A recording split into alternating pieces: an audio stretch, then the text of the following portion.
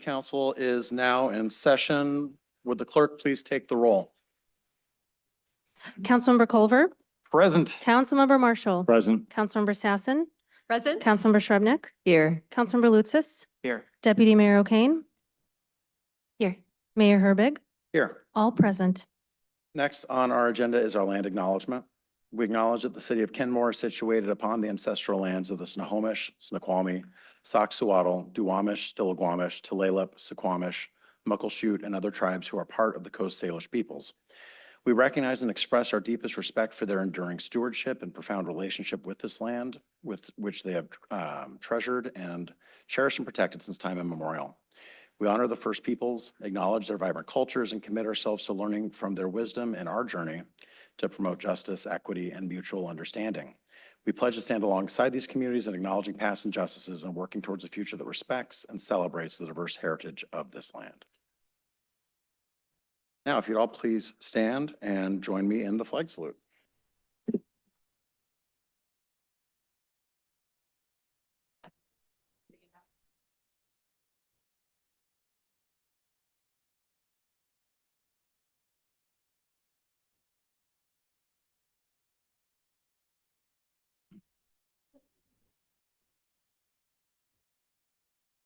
All right, next on our agenda, we have a proclamation for Youth Poet Laureate Day.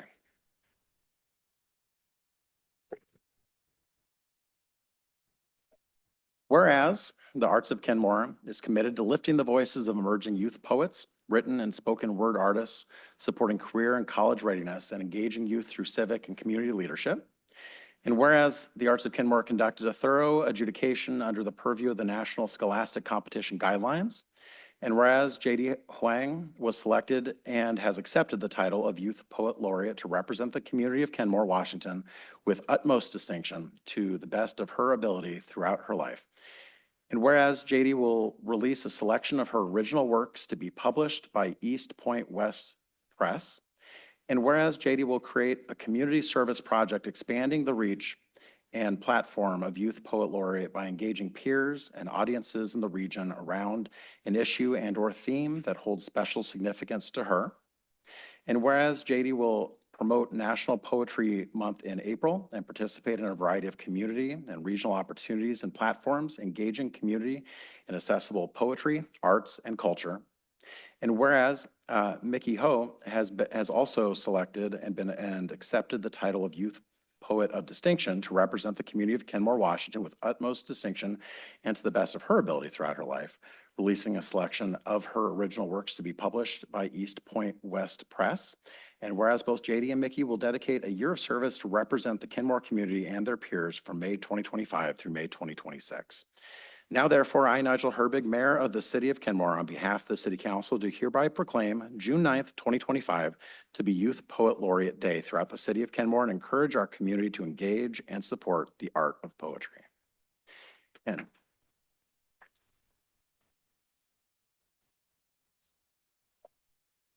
And I would like to invite Jadie to come up and say a few words. Yes, yeah, the podium. Hello, everyone. My name is Jadie Hwang, and this is such an amazing honor to be here today. I am very grateful for this opportunity, and I am very happy to be standing here at this podium. And I do have a short poem I'd like to read in front of you today, and it is called We Are Built. Testing. Oh. Oh, yeah, it's on. We are built on the word rewritten, the word reversed. The word written around, the word written too wound to allow ourselves to build this city, this town. We are built on this kaleidoscope ground, pine lakes and oracle clouds, things lost and things found. We are built on these parks, the networks driven into our hearts, the freeways, the leeways, the low evergreen trees, cars rolling on the overpasses we call arteries.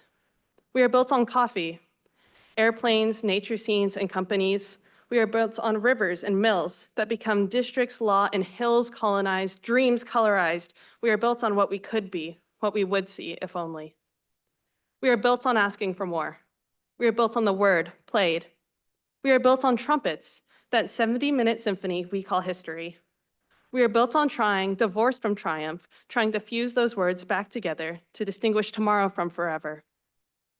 We are built, destroyed, and built again. We edit ourselves from outside in.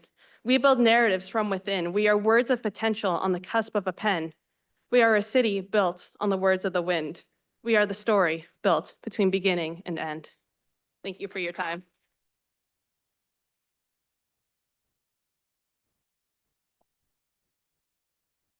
I'd like to invite you up to take a picture with the council if you'd like. Join us up by the flags.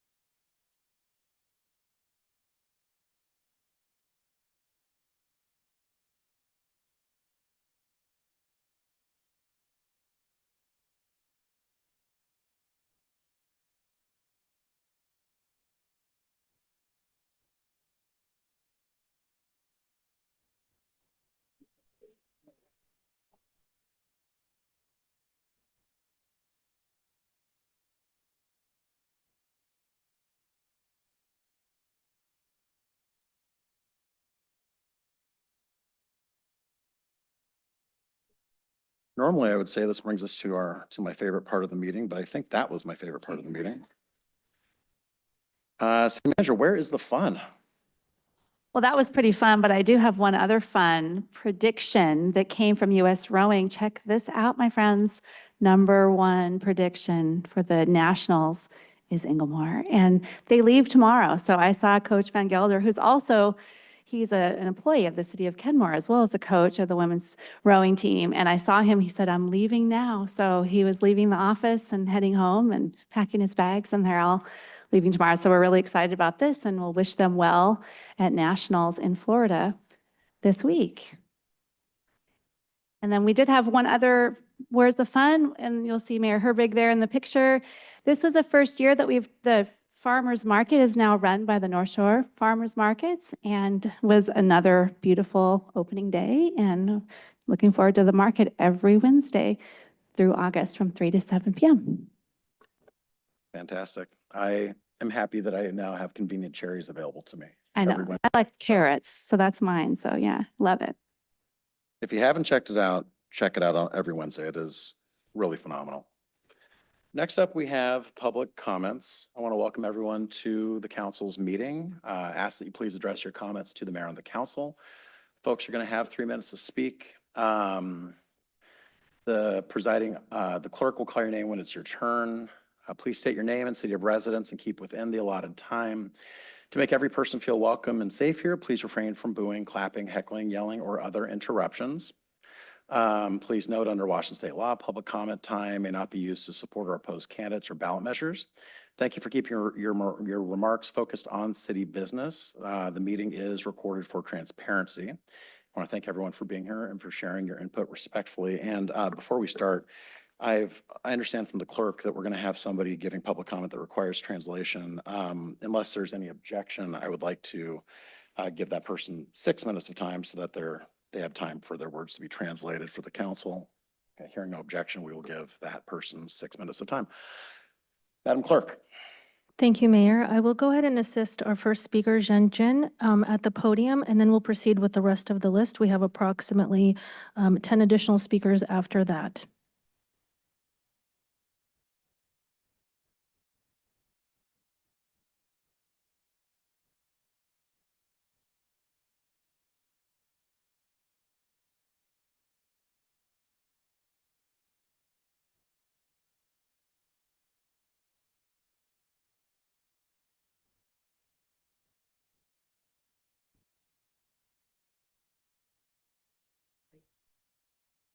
可以了吗？大家好，我的名字叫郑晶。 Good day, everyone. My name is Chen Jing. 我在 Camo 居住将近4年，在西雅图生活了大概25年。 I've been staying in Camel for almost 4 years. I've been in Seattle for almost 25 years. 在我搬进我购买的 condo 的房子的时候，我就一开始就受到我邻居的骚扰和虐待。 After I've purchased the house at condo, I've been receiving harassments and abuse from my neighbor. 尽管我有10年的保护令，但我还是经常被无理的指责，被他欺负。 Even though I have a 10-year protection order, they have been unreasonably accused me and bullying. 我的邻居他做出了种族主义的行为，所以他们面临了一些后果，但他们却只怪是我造成的。 My neighbor had done some racist behavior and was facing the consequences from it, but they blame me for causing it. 因为他是一名警察，因为他自己的行为被解雇了，但他们却诬告我，把他解雇的责任就说是我造成的。 Because they are a policeman, and because of that, they were fired. But they allege me for causing them to be fired because of it. 他们表现的好像自己才是受害者一样。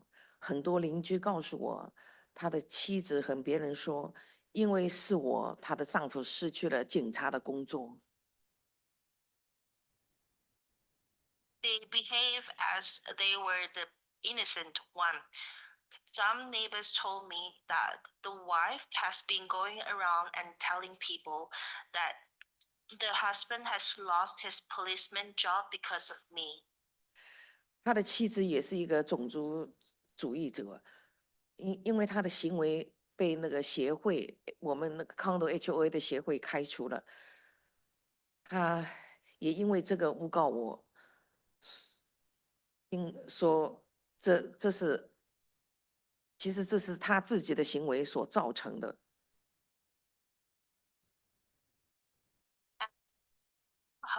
The wife was also being racist and got fired from condo's community because of it. But she claims that it was me that caused this, but it was actually because of her behavior.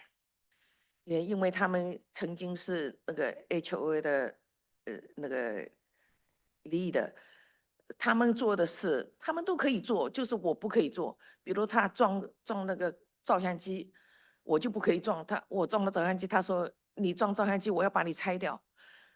然后他装照相机，他可以，我出门的时候，他就可以一直把那个阿拉姆放4分钟，可以，就是这样。他们可以做的，我就不可以做。 Because they were HO leaders, there are things that they can do, but I can't do. Like, for example, installing the bump alarm. Like, I can't install it, and every time when I go out, they will put off the alarm that will ring for 4 minutes, and I can't install it. 也很多时候他们回家，然后对着我的门口就是瞪眼睛、破口大骂。有一次我报了警，因为那个对我说过种族歧视话的那个邻居，他很可怕的眼神盯着我看，我真的好怕。报警以后，然后警察，我报警，人家报警10分钟，因为我的语言关系，我报警花了2个多小时。然后警察跟我说，他可能他那天的心情不好，就要这样看着你。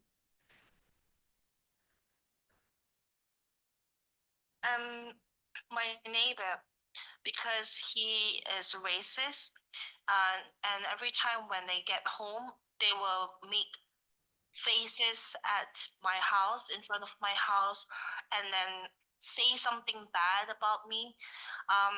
There's one time I had to call the police because my racist neighbor had this scary look in his eyes. After I called the police, normally people will be able to get the police coming over in 10 minutes time. I have to spend 2 hours because of the language barrier. And when the police arrived, they said that maybe because he was in a bad mood, that's why he had that look on. 他们指着我录下了他们的行为，但我录像是为了保护我自己，因为我的语言有限，我录像我可以给人家看他们是这样做的，这样做的。结果现在他们说我不可以录像，还上法庭告我是跟踪他，要录像他们。我真的我觉得很不安全。我现在住，他就没有理由的可以打电话给警察。他一来就是3部警车，3个警察都有一次把我吓死了。因为我下班回家，By translating that final. Our guests know that while her time is up, we'd like to collect her contact information. At that point, in the near future, the mayor will direct staff to connect with her.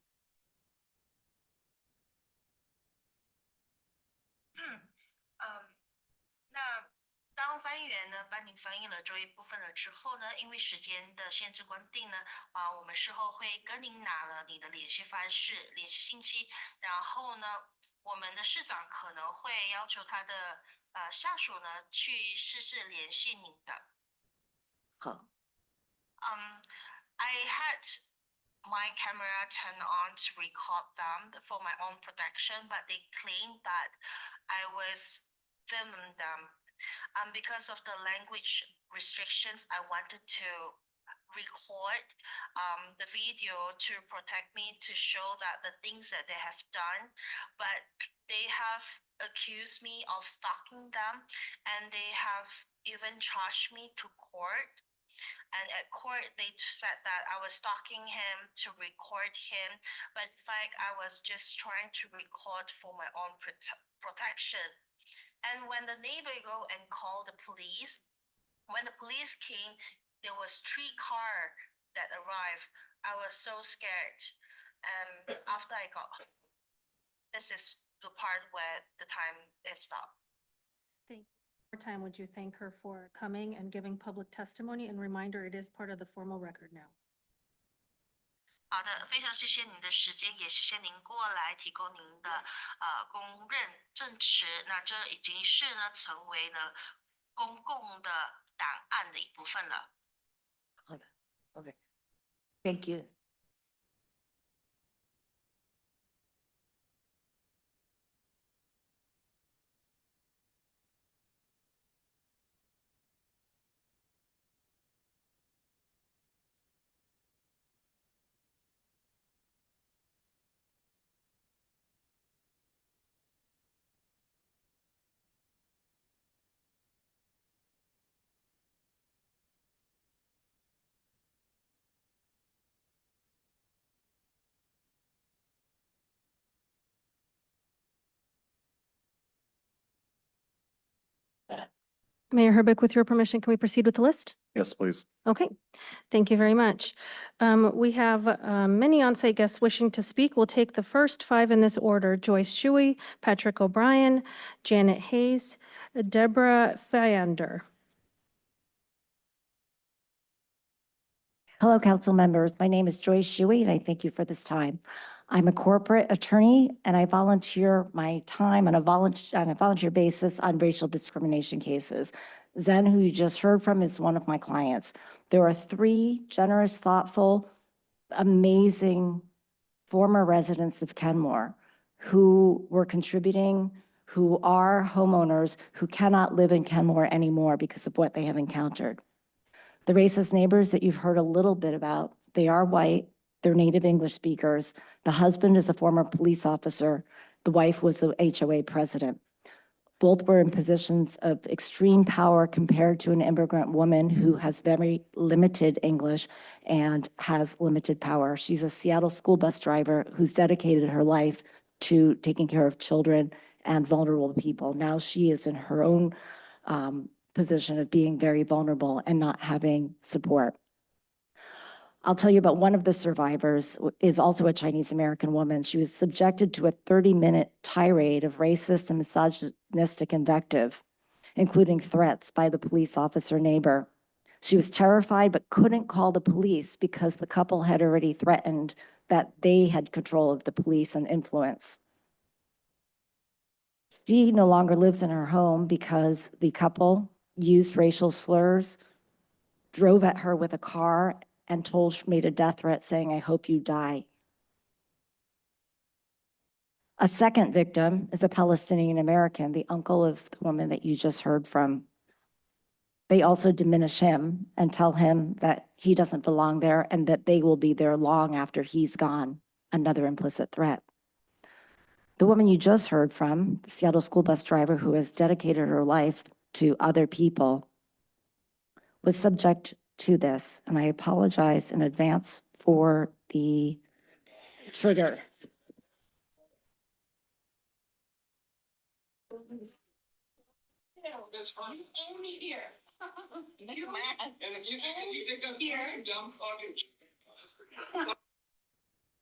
Even with the recordings that she has, there's hundreds of them, video recording, audio recording, explicit racial threats.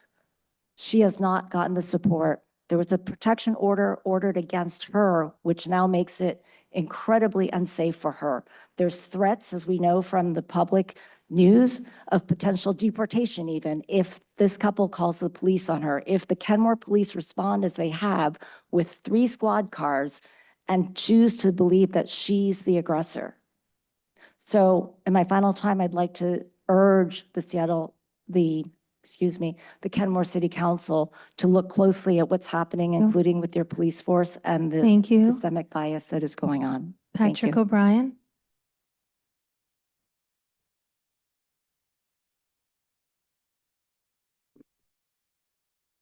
Pat O'Brien, Kenmore, Washington.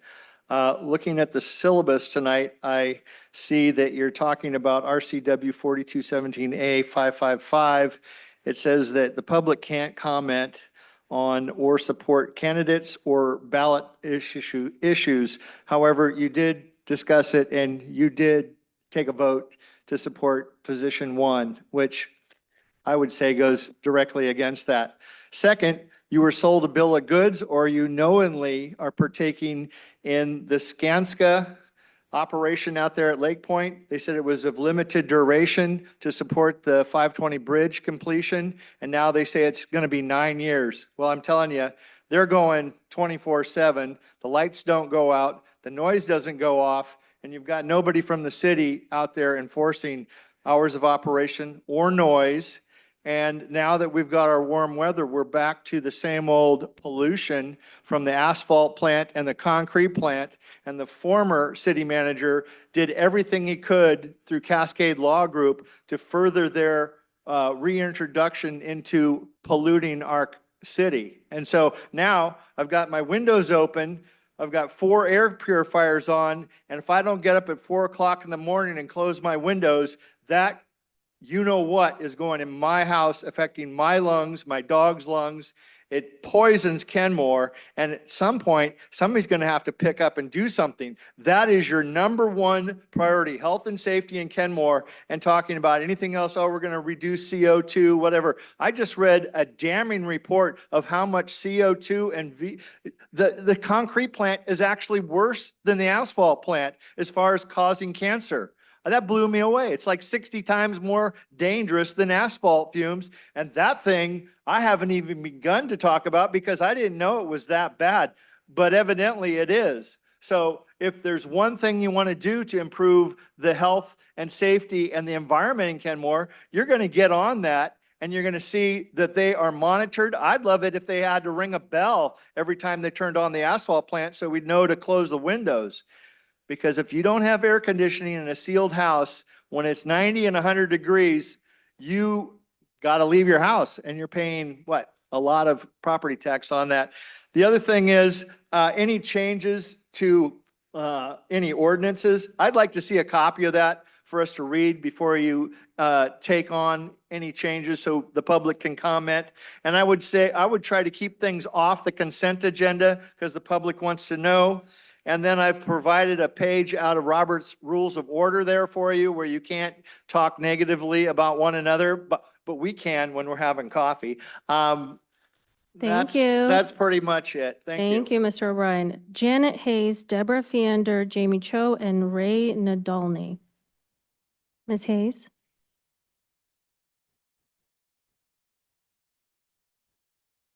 Hi, Janet Hayes, and I'm a resident of Kenmore. I'm commenting on a recent council meeting. I left feeling ill and sickened. It was an obvious blindside and pylon aimed at one of their members. I have pondered on this unnecessary exhibit and still cannot understand what does someone's appearance have to do with city business. Being this was a public meeting, the apology should also be made to the public. I am speaking about when you were talking about clothing of what people should wear as part of the people you are up there on the stage. And it just made me sick because I thought of John Fetterman. You know, he went through the same thing. He's wonderful. I happen to think that the person that you were telling should be changing and coming in however you all are. And he pays attention. All of the documents that I've provided for the city, I might have gotten, I can count on one hand, any council that has ever responded to those.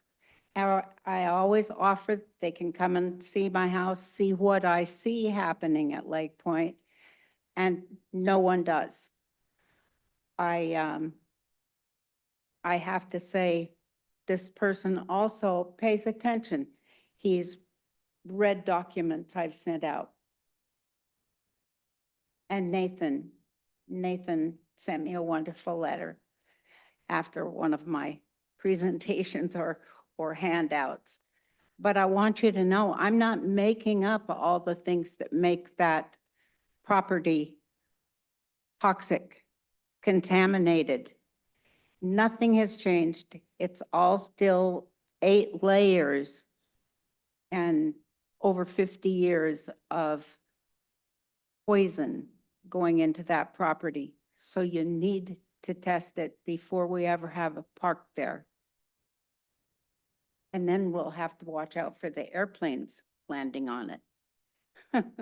Thank you. Thank you. Deborah?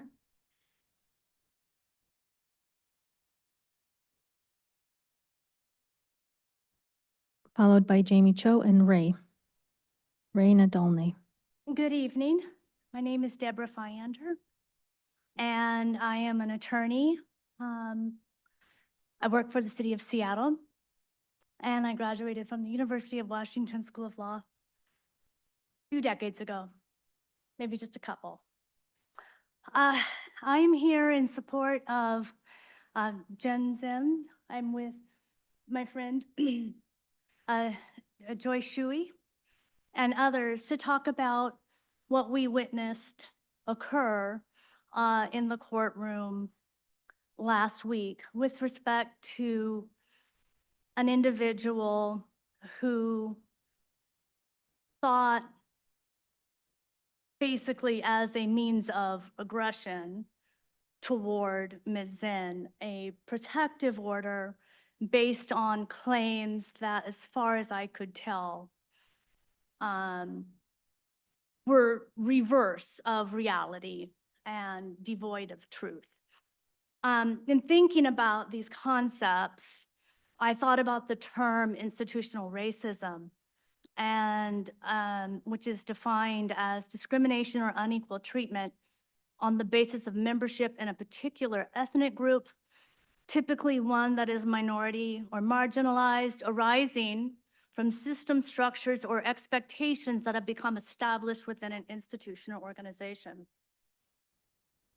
When thinking about the situation that I witnessed last week, and ways in which we as individuals could work together to dismantle institutional racism, which I saw take the form of a protective order that was issued against an individual who was clearly the aggressor. I took inspiration actually this evening from the beautiful words of Jadie Hwang, the youth poet laureate, recognized earlier this evening.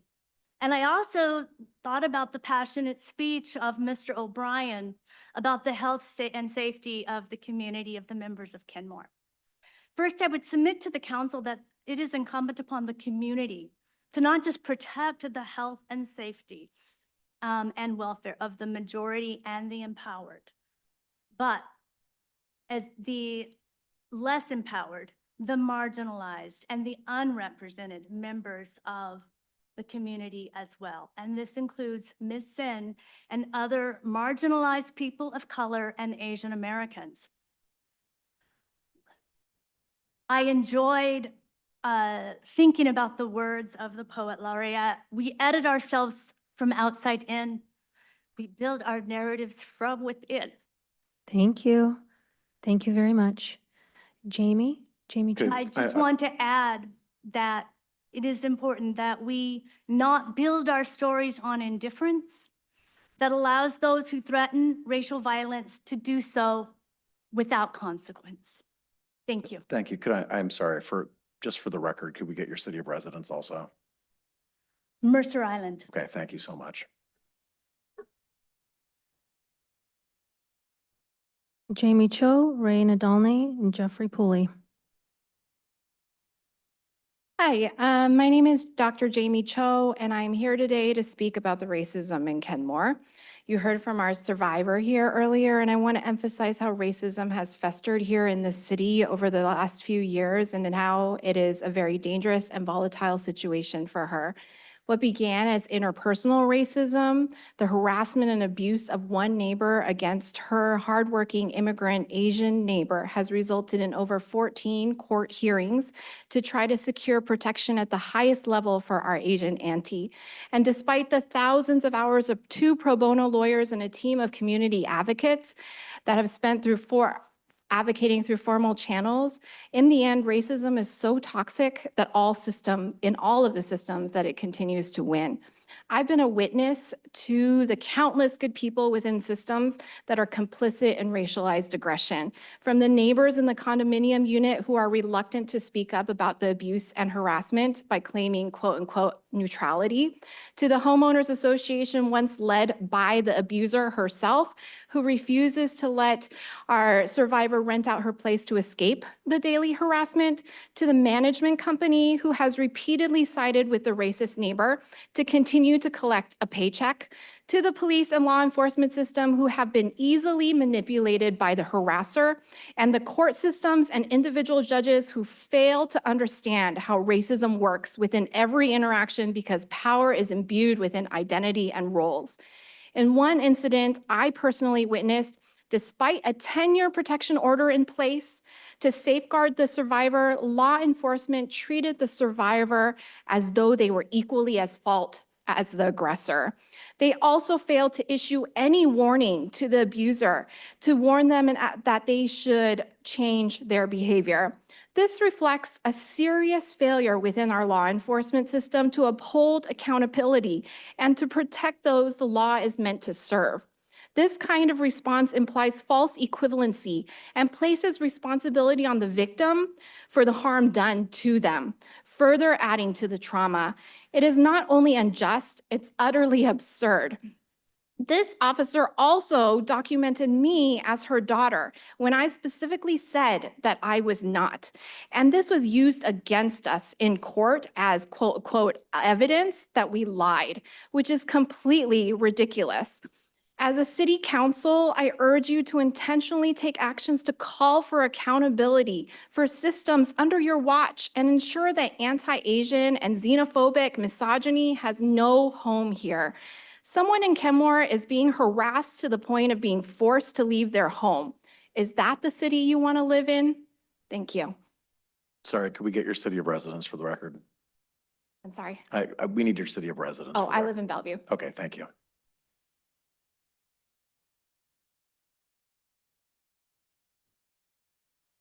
Mayor, members of the City Council, my name is Raina Dolney. I am a retired college president from currently living in Bellevue, Washington.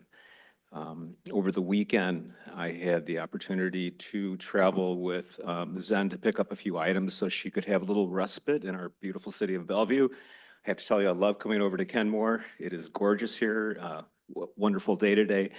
But I was intimidated when I traveled with her to get a few things from her apartment. I'm a 6'1" white male. We came in, happened to run in both members of the couple. I know that they've called the police over 20 times. That's intimidating to myself. I'm not sure what that intimidation is to a person who's probably 5'1", Asian female. She has had litigation constantly in this matter. So it seemed to me important to stand up for her as a friend, as a member of the Bellevue community, as a member of the East Side community, to share my concern. And this is the first time I'm standing up, and I don't know if this will continue. 3 people have lost their housing from this unit as a result of this. I heard a phone call about what if I was to move? What does the real estate agent ask? Why are you moving? I know that this is not something you want to hear from people in your community, that I am moving because of racism. Now, this has obviously happened already 3 times. But I will continue to stand up. Like I said, this is my first time, and I appreciate you taking the time to listen to us. I think this is very worthwhile, and I appreciate your time. Thank you. Thank you. Jeffrey Pooley, followed by David Dorian. Hello, Council. I want to speak to the agenda item related to the CAPE program, the expansion of the CAPE program. I support the CAPE program. Some of you may recall I served on the Financial Sustainability Task Force. As part of that task force, we recommended broadly, aggressively expanding that program. I think the memo that was written by staff is well researched and supported on the myriad of benefits to the CAPE program, both in safety, funding, and the impact that it has on driving and roads and the safety. Speed is a huge factor in the survivability of crashes with pedestrians. 20 mile per hour collision has a 99% survival rate. Increasing that to 35, that drops to 80%. So you get 20% of people that get collisions at that 35 mile an hour rate die. I really appreciate the council's commitment to target 0. And this is a really big way that we can do that. One of the difficult things about speeding is all of our roads have been designed to be comfortable to drive on. You know this, our staff and our council has been working toward designing streets in a safer way that gets drivers to be more conscientious and cautious and pay more attention to their driving. And this is another thing that gets them thinking, how fast am I going? I don't want that ticket, so I'm going to pay closer attention. We don't want people speeding. There's no reason not to enforce our speed limits. And if this is something that we can do, I also appreciate the lens, the DEI lens that was taken as far as first-time offenders, low income, and so I don't view this as being overly punitive to vulnerable populations. This is just a really great program. We're not putting our police officers on the street doing constant traffic stops, putting themselves in danger, causing anxiety on drivers. It's just a simple, if you're driving on these roads, those roads are monitored. If you're speeding and breaking the law, then you will be fined.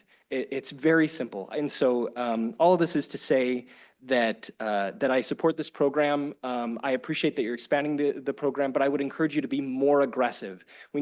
Obviously, we want to be thoughtful about where it's going to have an impact, where it's going to get funding, but we should be more aggressive. And lastly, even if we didn't get any funding, that would be great, because that means nobody's speeding.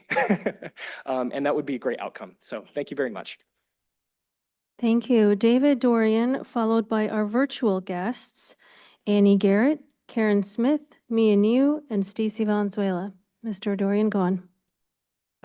Thank you, Mayor, Deputy Mayor, City Council members. I'm coming here to talk about rules, but I'm finding myself having to pivot because unfortunately it's not the first or even the second time in this chamber that I've heard accusations of systemic racism against our police force. So it kind of bears spending a bit of time there. I don't know what we do in this kind of situation except show support and continue down the track of having our DIA programs. But the challenge we get with elements of this are the structures of power that exist within Kenmore that we cannot directly control. So HOAs in particular are, we'll see with middle housing later as well, somewhere where we cannot control the behavior of the HOA, and yet they have a lot of power over our residents. Same for the mobile manufactured home park owners, things like that. I think we need to think about that as an aspect of our DEIA work, is how do we start to impact those systems of influence and power that are not directly under our control. And I know Chief Moen and team have the best intentions, but as I said, it's not the first or even the second time that I've heard this raised. So I think it bears raising with the chief. In general, it's still, I think it behooves me to say that it's also when we had a beloved pastor here leaving, she chose her final message to talk about racism in Kenmore, which I don't think we can forget that. So just pinging that up. Don't have an answer, but I feel like I needed to pivot to touch on that at least. With the rules piece as well, I mean, I emailed in previously. I get that it comes from a sense of frustration. I think there are more positive things that we can do with that, because legislating out of frustration doesn't necessarily get us to the best outcome. And I think certainly as the agenda bill is written and the proposed resolution, I still think, A, it probably doesn't even address some of the things that were being raised around the rules. And B, as stated in my email as well, it doesn't cover all of the RCWs around what would lead to a council member's seat being considered vacant. So I just don't think it's a complete thought through piece of, well, not legislation, but it's not a complete thought through with regard to the rules change. I think it needs more discussion. Thank you. Thank you. At this point, we're moving on to our virtual guests. Annie Garrett, followed by Karen Smith, Mia New, and Stacey Valenzuela. Annie, can you hear us?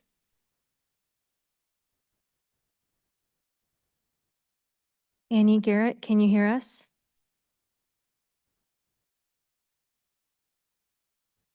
Okay. Yes, I can hear you. Okay, go on. Hello, members of council. I am Annie Garrett, and I am a community advocate. Thank you for the opportunity to speak this evening. I am here to support and back up the comments made by Zin Jin, who is not able to live safely in her home in Kenmore. As someone who cares about racial equity and safe communities, I've been following this case. And I've come to make a simple statement, which is I believe that local government is here to protect the most vulnerable citizens, and I'm asking you to do this. When the federal government fails, when the state fails, when the court system fails, we can lean on our local government that's most closely connected to its citizens. As you heard from Miss Jen, she has been harassed by 2 white residents born in the US, one of whom was previously president of the HOA, and another who is typically armed. It's clear who has the power in this case, and the whole system is set up to back a person with this kind of power unfairly and harmfully, even if at times unintentionally. While this man lost his previous job, given his racist attack on Miss Jin, one that was caught on video, she's still not safe. The man continues to live next to her, and his partner has continued the harassment. The court has failed to protect Miss Jin, and I believe that this council has it in its power to help, and that when all is said and done, a primary purpose of council is to protect the most vulnerable citizens of Kenmore. This case has received substantial local media attention. As you can see, a team who supports our local immigrants are watching closely and awaiting and asking for your support in this matter. And for the record, I live in Seattle. Thank you very much. Thank you. Karen Smith, can you hear us? Karen Smith? Hi, yes, can you hear me? It's faint, but we do hear you. Oh, okay. Let me see if I can turn it up a little bit.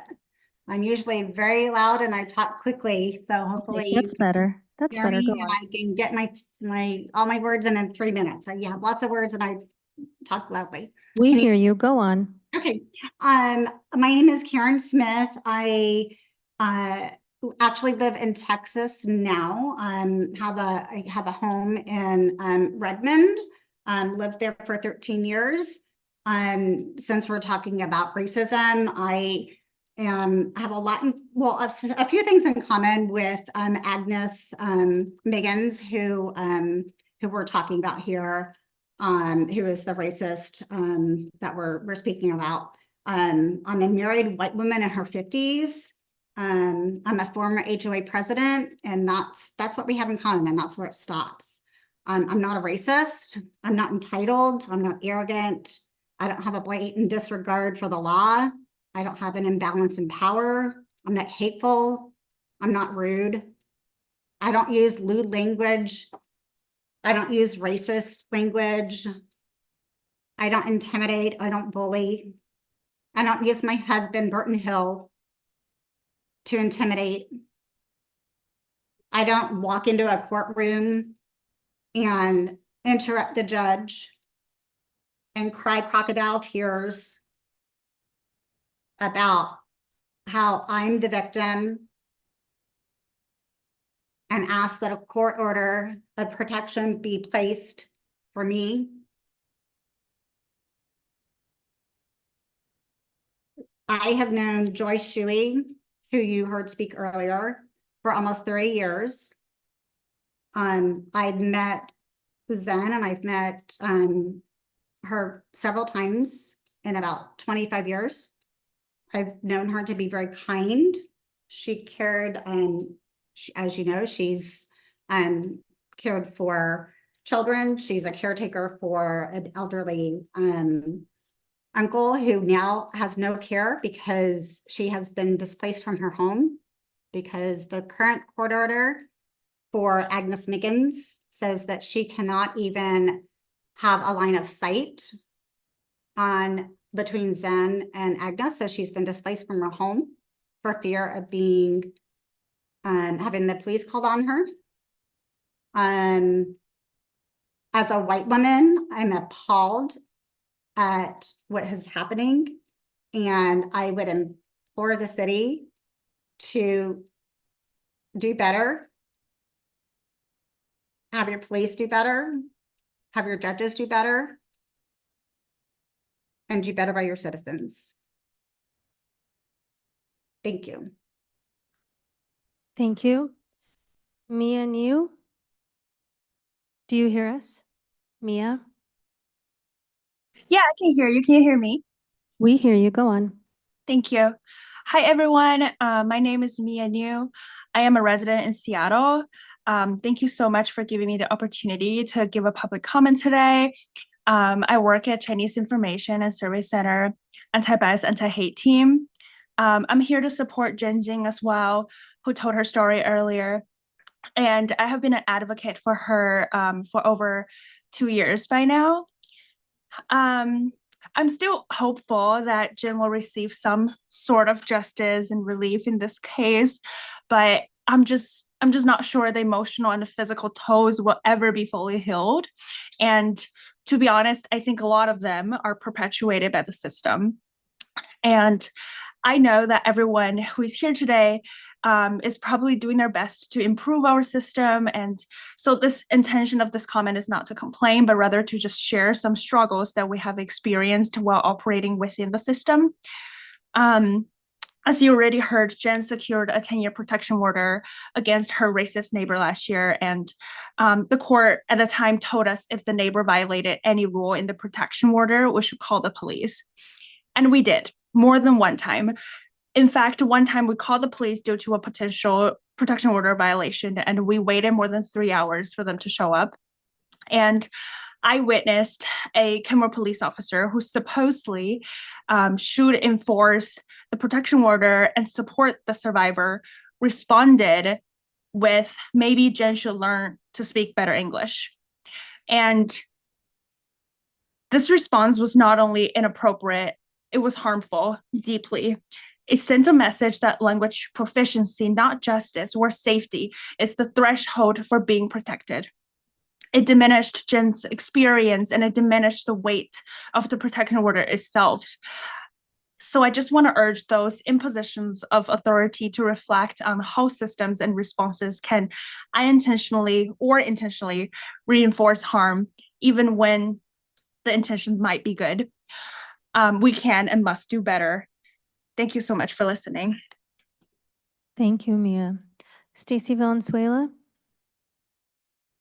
Stacy Valenzuela, can you hear us? Can you hear me? We hear you. Go on. Thank you. Stacy Valenzuela, Kenmore. I agree with the earlier comments from Patrick O'Brien, Janet Hayes, David Dorian.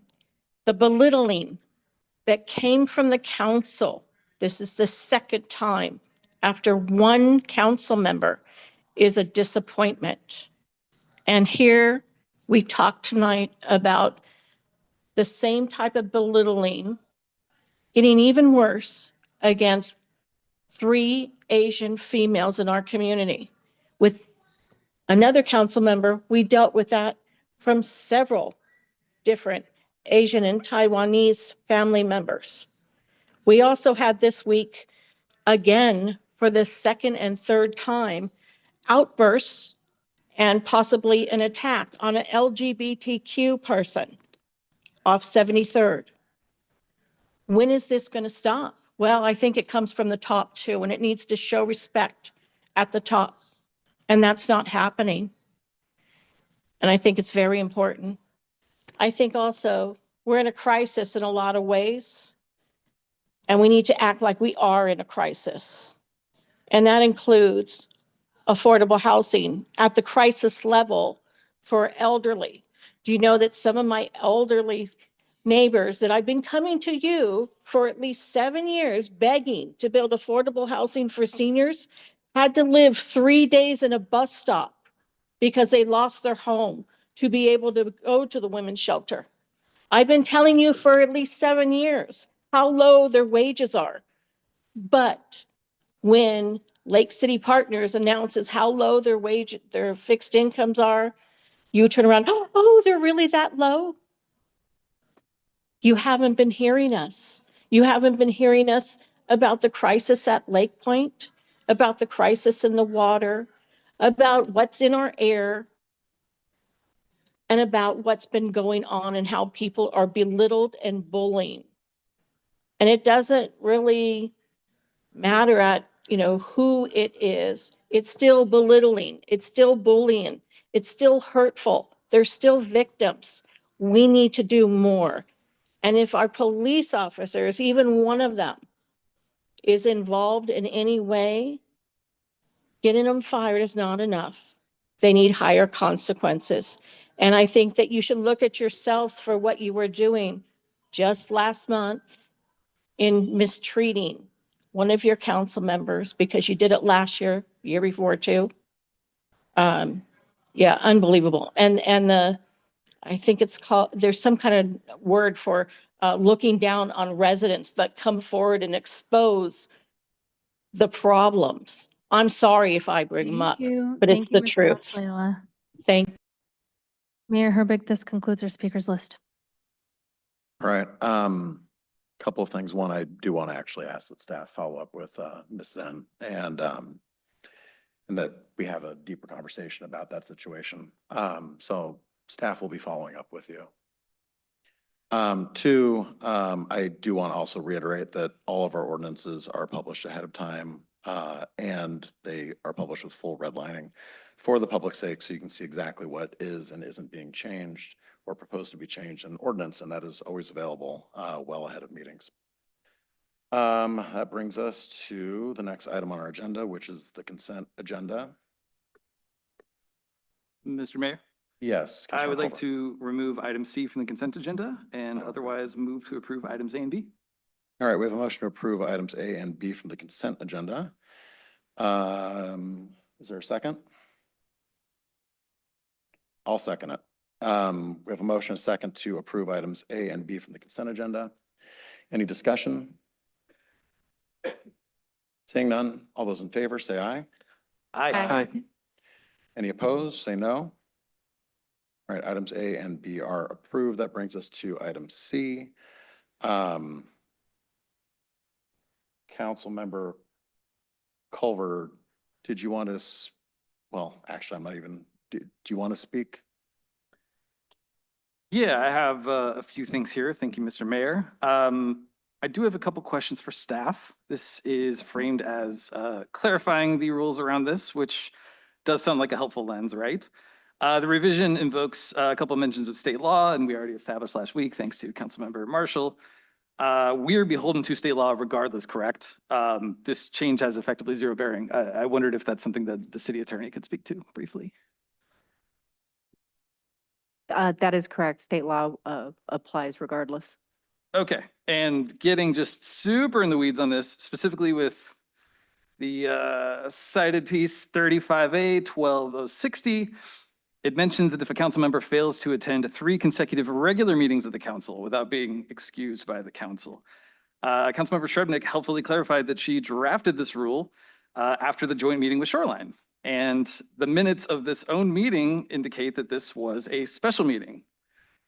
So Don, I have a follow-up question, if that's okay. Given that this RCW only applies to regular meetings and not special meetings, in many ways, this is kind of irrelevant, to use a word. Is that more or less your understanding?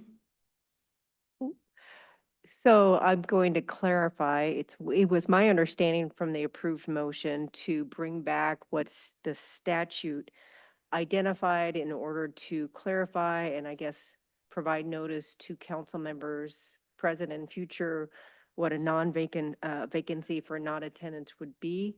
I drafted the resolution and I took it verbatim from state law. So yes, the state law requires a vacancy if a council member fails to attend 3 consecutive regular meetings in a row without being excused.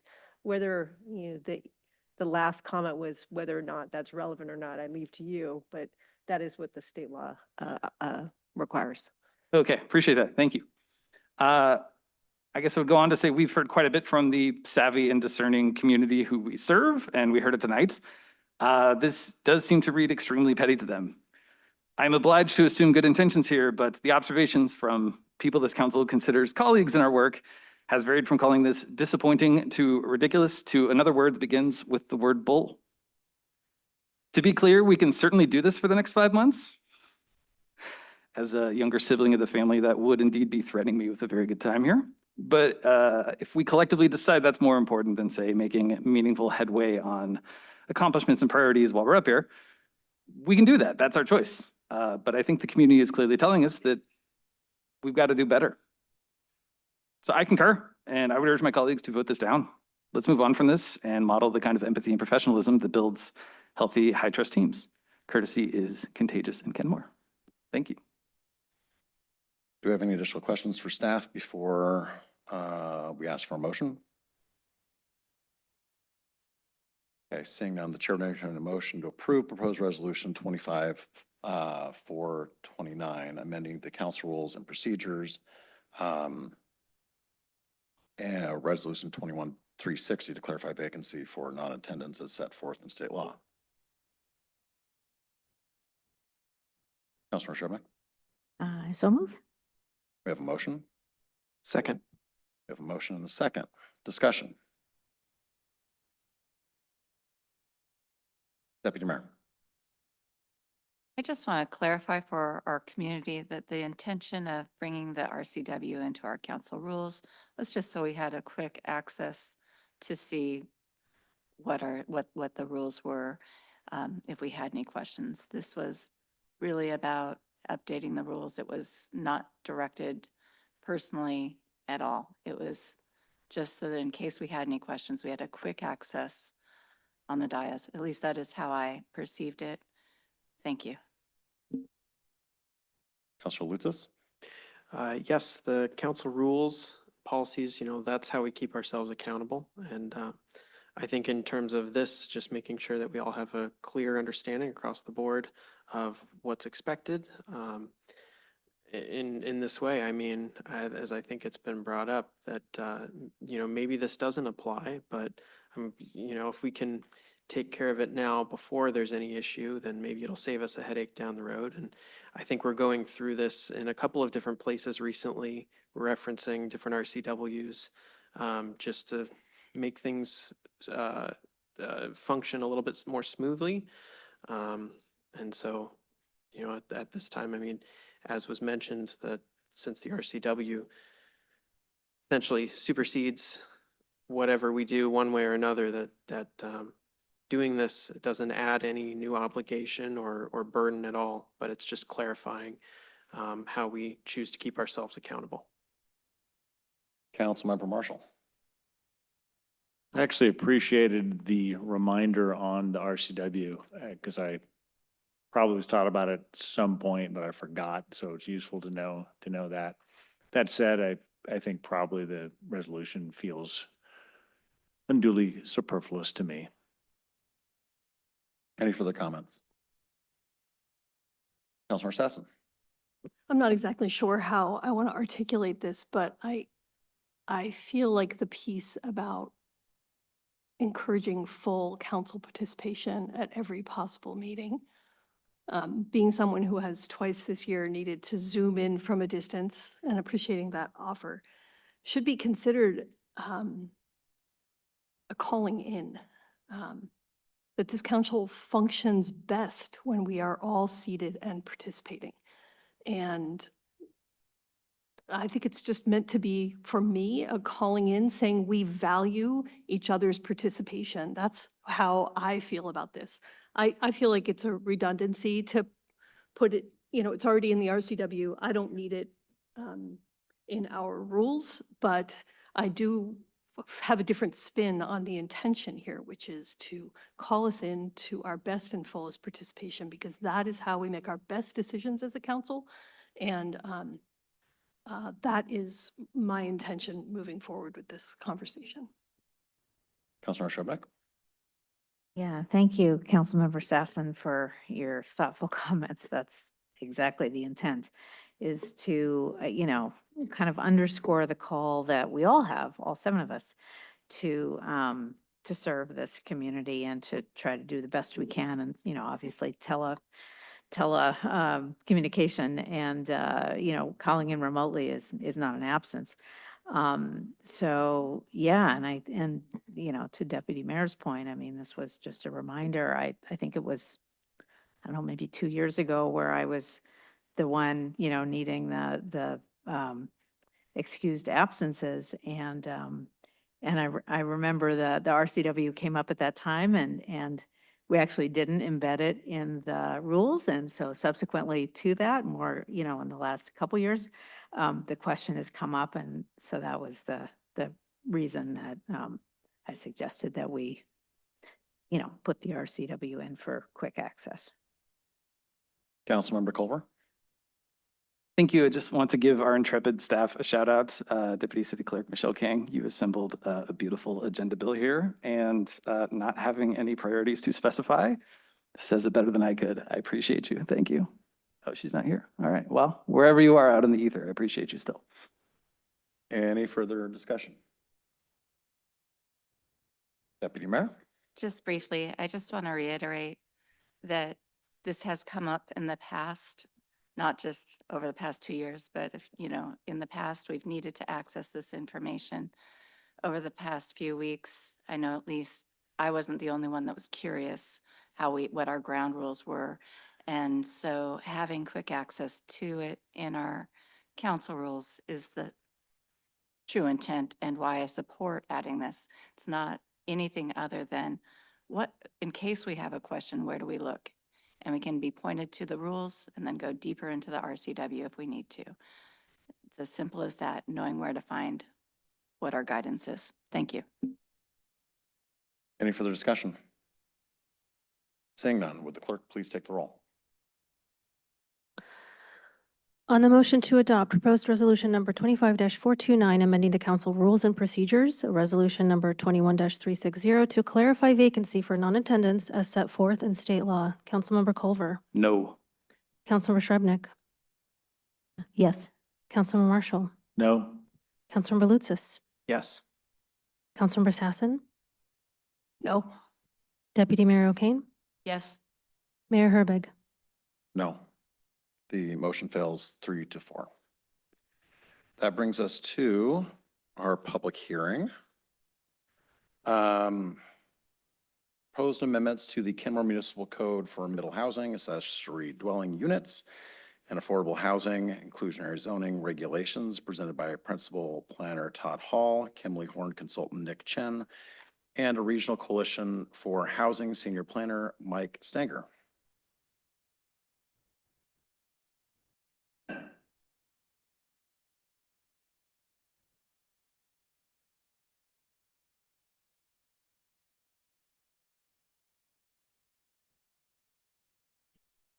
All right, good evening, Mayor, Deputy Mayor, council members. I'm pleased to be here with you again tonight, along with Nick Chen from Kimberly Horn, as well as Mike Stanger from Arch.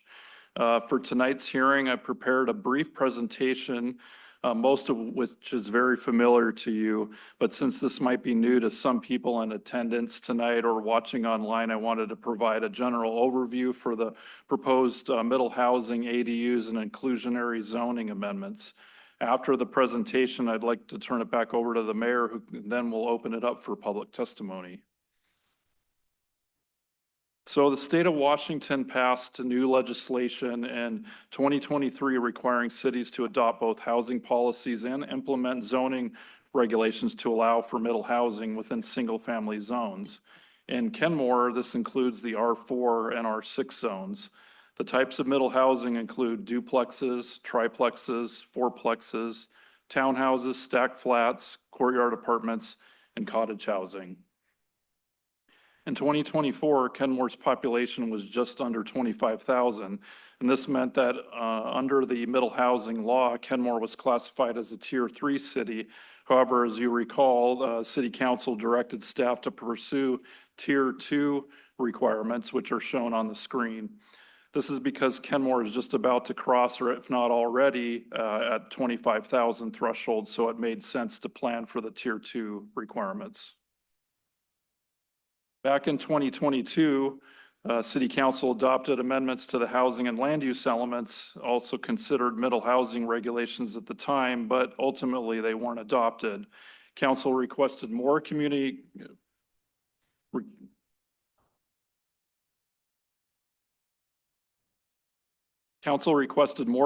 engagement. That community engagement began in 2023 under the Framing the Future of Housing title. And the final report and findings were presented to City Council in September of that year. And last year, the major update of the comp plan was completed in December, which included amendments to the housing and land use elements with policies on middle housing. And lastly, extensive community engagement has been conducted over the life of the phase of this project, including an open house, booths at the farmers market, last summer, website updates and newsletters and other posts. City staff and Kimberly Horn team coordinated with Development Services and Public Works departments on code amendments to ensure the consistency throughout the municipal code. Planning Commission held multiple meetings throughout 2025 to develop and refine code amendments and heard from community members along the way. The Planning Commission held their public hearing and made their recommendations to City Council in mid to late April. Here are some examples of the 6 types of planning that Planning Commission has recommended to be considered for middle housing. Depending on lot characteristics, one of these types or others may be considered for a particular property. We established a unit density standard, which is 2 units per lot or 4 units per lot if you're within a certain distance within major transit stops, which is along the 522 corridor, or housing project provides at least one affordable housing requirement. Also established affordable requirements and parking requirements for middle housing types. The residential zones that are largely limited to single-family residential type units include R4 and R6, and these zones are where middle housing types are applicable.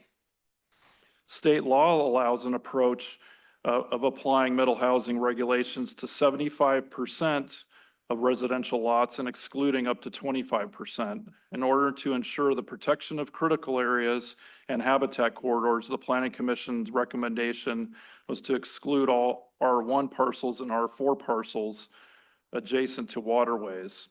Additionally, these requirements don't apply to any portion of a lot that has critical areas or buffers. Public benefits and development incentives were also added to promote a variety of housing types to increase flexibility and development, promote smaller unit types, retain the existing unit on site, and consider compatibility with surrounding development. And also setting gross floor area maximum of 1,500 square feet would give you a density bonus for just cottage housing. Note that these are not requirements, but an additional allowance if property owner or developer wanted to use it for their property. Amendments were also established for unit lot subdivision regulations consistent with state law. This process would allow fee simple, separately owned units within a parent lot. As illustrated here, there's a few different ways you can have different ownership on one parent lot. The overall big picture, again, is that it allows for simple ownership of land for middle housing types.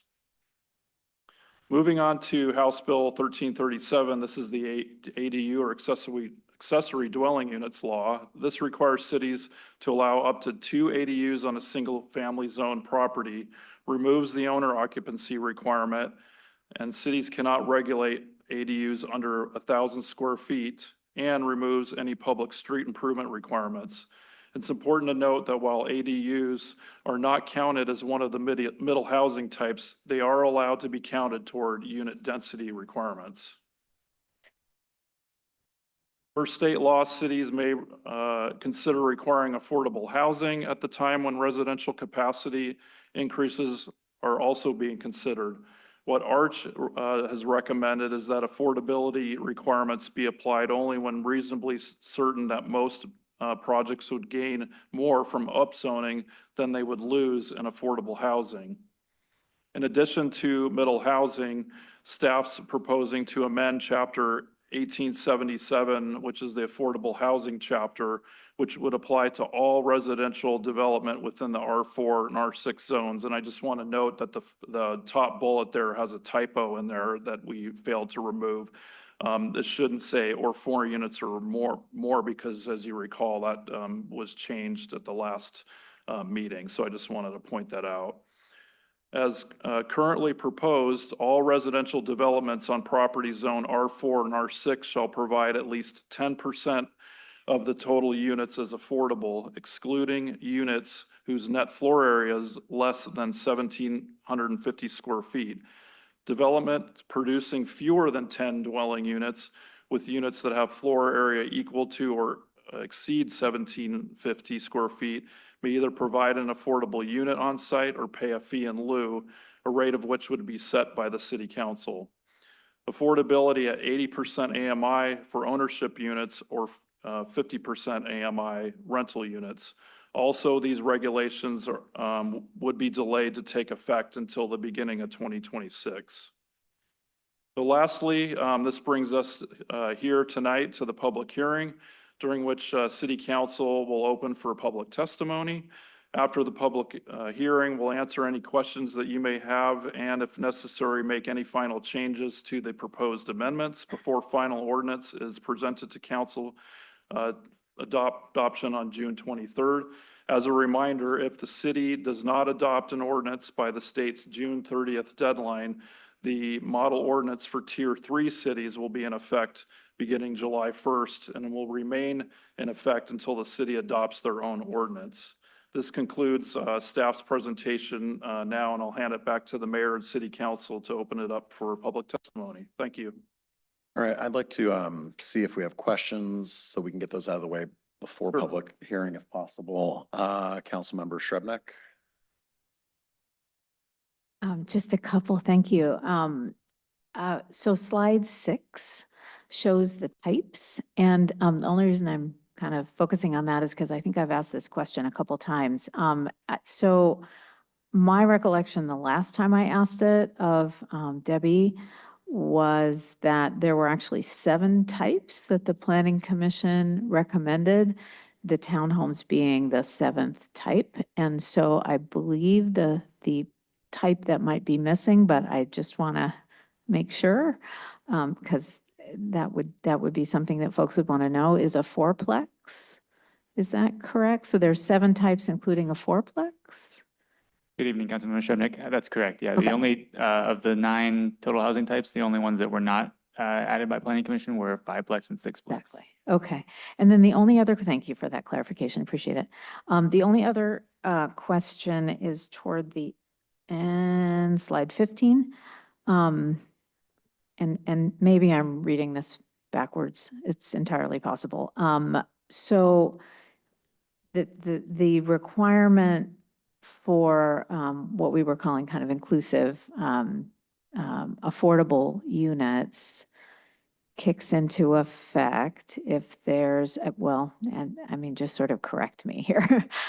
It's at least 10 units or more than 10 units. And then it looks like maybe we're excluding units that are 1,750 or below, even if they're all 10. I just, can you kind of talk us through that? Happy to. Yeah. Yes, thank you. Mike Stanger, Regional Coalition for Housing. And good evening. So as Todd pointed out, there's a typo in the first bullet. And so as written, the code would apply this inclusionary housing requirement to all projects, regardless of the number of units in the project. If the number of units in the project were 9 or fewer, then that 10% requirement would be a fraction, less than 1. So the proponent or applicant would have the ability to pay a fee in lieu of that fraction. But if a project was 10 or more units, then the 10% inclusionary requirement would be rounded conventionally, up from 0.5 or down from below that. And how does that relate to the 1,750 is the part I was kind of confused about? Right. So any units in a proposed project that is smaller than 1,750 square feet would be excluded from that number of units. So if there are, I'm just going to play this out. So if there were 10 units in a development and 4 of them were, well, I guess we're only talking about middle housing, right? So, correct. Yeah, okay. So let's pretend. I'm sorry. It would be true for any, regardless of the building type. Okay, so let's go with that. So there are 10 units.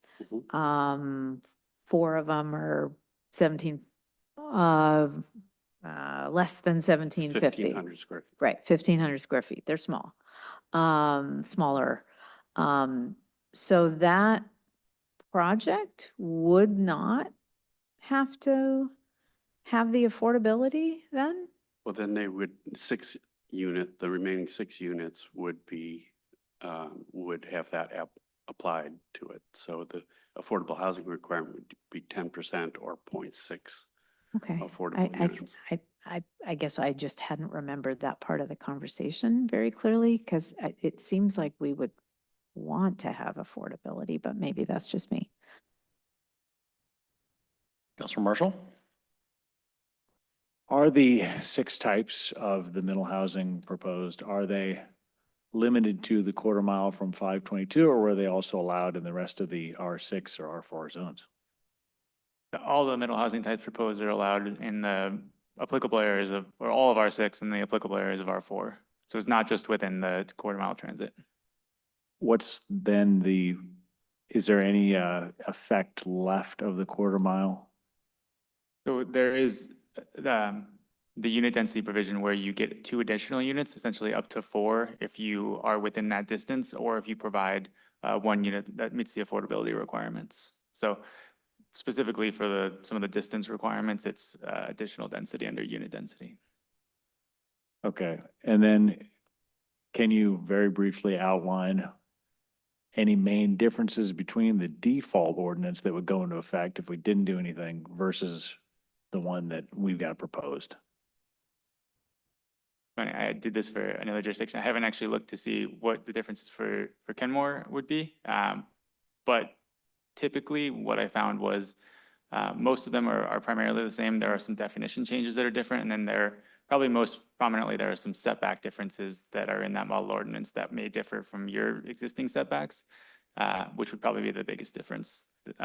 And some of the language generally is written towards being really wanting to promote middle housing. And so there are flexibility in certain standards and things like that that would modify your code differently than how it is now, probably. Is there a difference? I know that the default, I think, applies or says there's going to be 75% of the existing single family is going to allow it. Is there a difference then, you think, with the percentage of our proposed plan and the default of 75%? Yeah, so the default, or the model ordinance doesn't include the alternative to density that the city is choosing to do. So it would apply to all R1, R4, and R6 as well.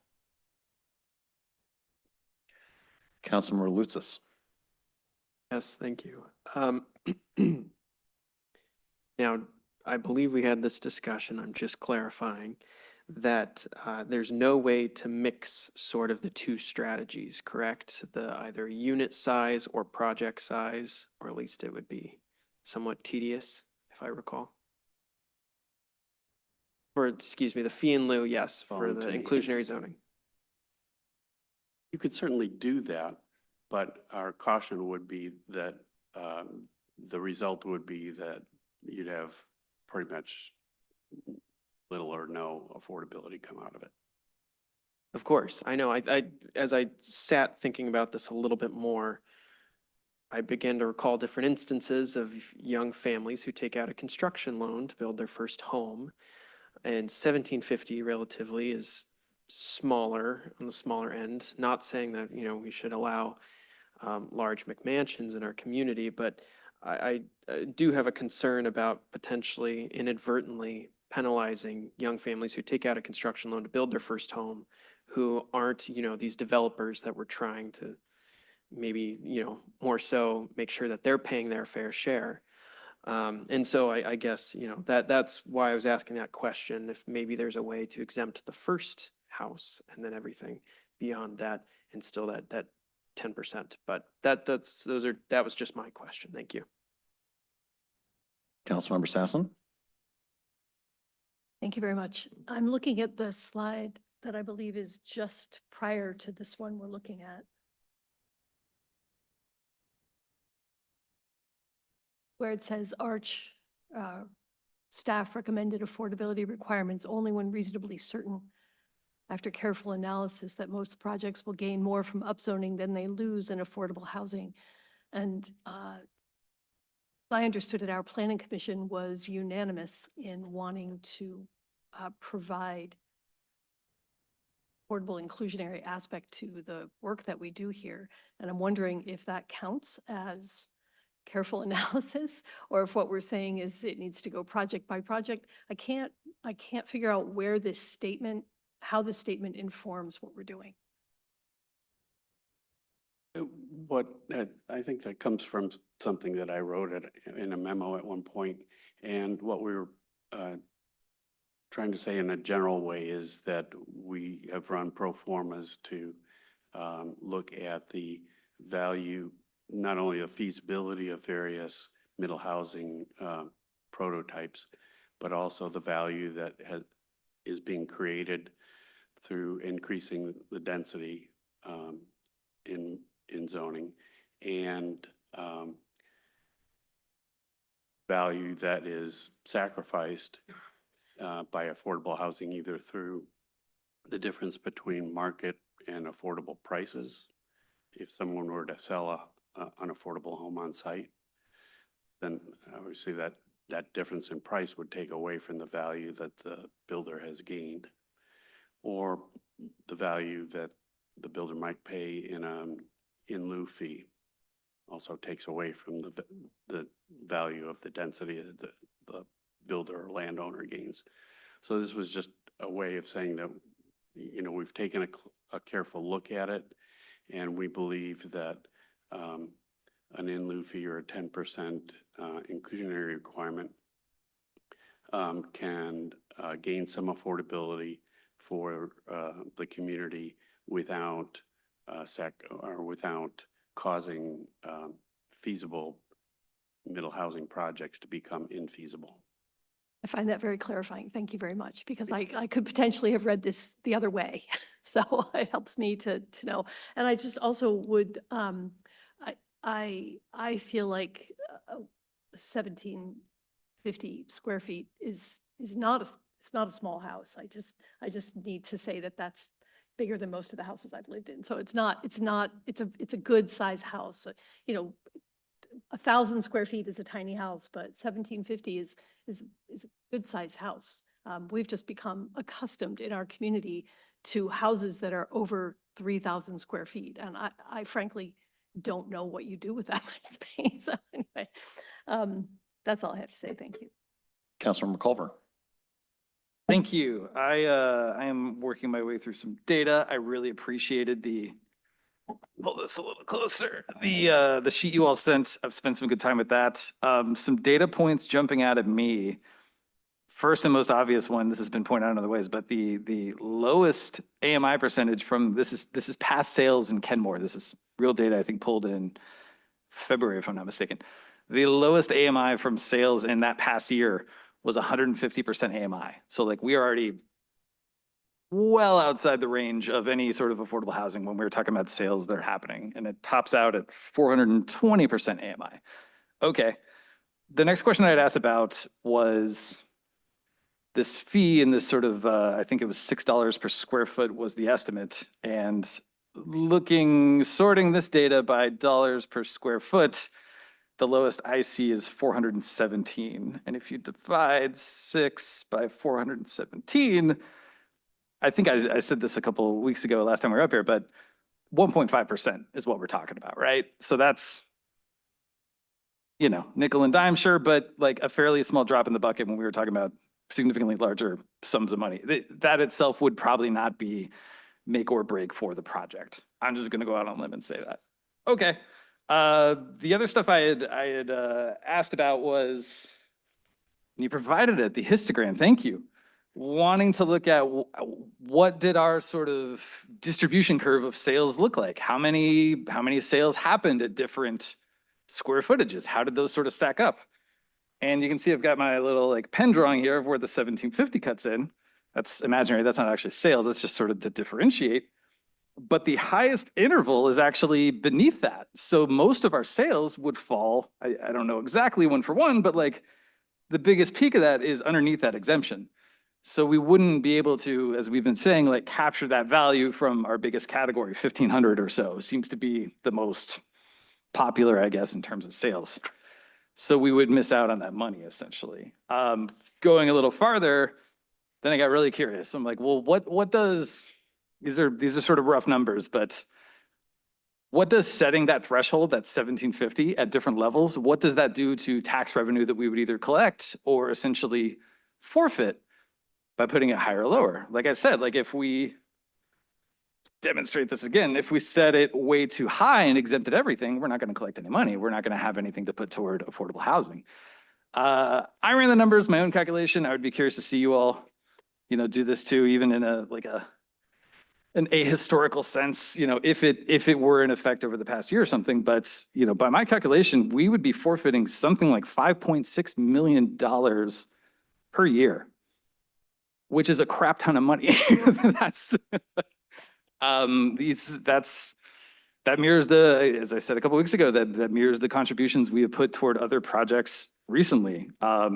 That's a lot of money to leave on the table, especially when we say that these things are important and we know that we need to put dollars to it, and this is a source for us. So I just want to call, as far as I'm concerned, I would be interested to see us just not have an exemption.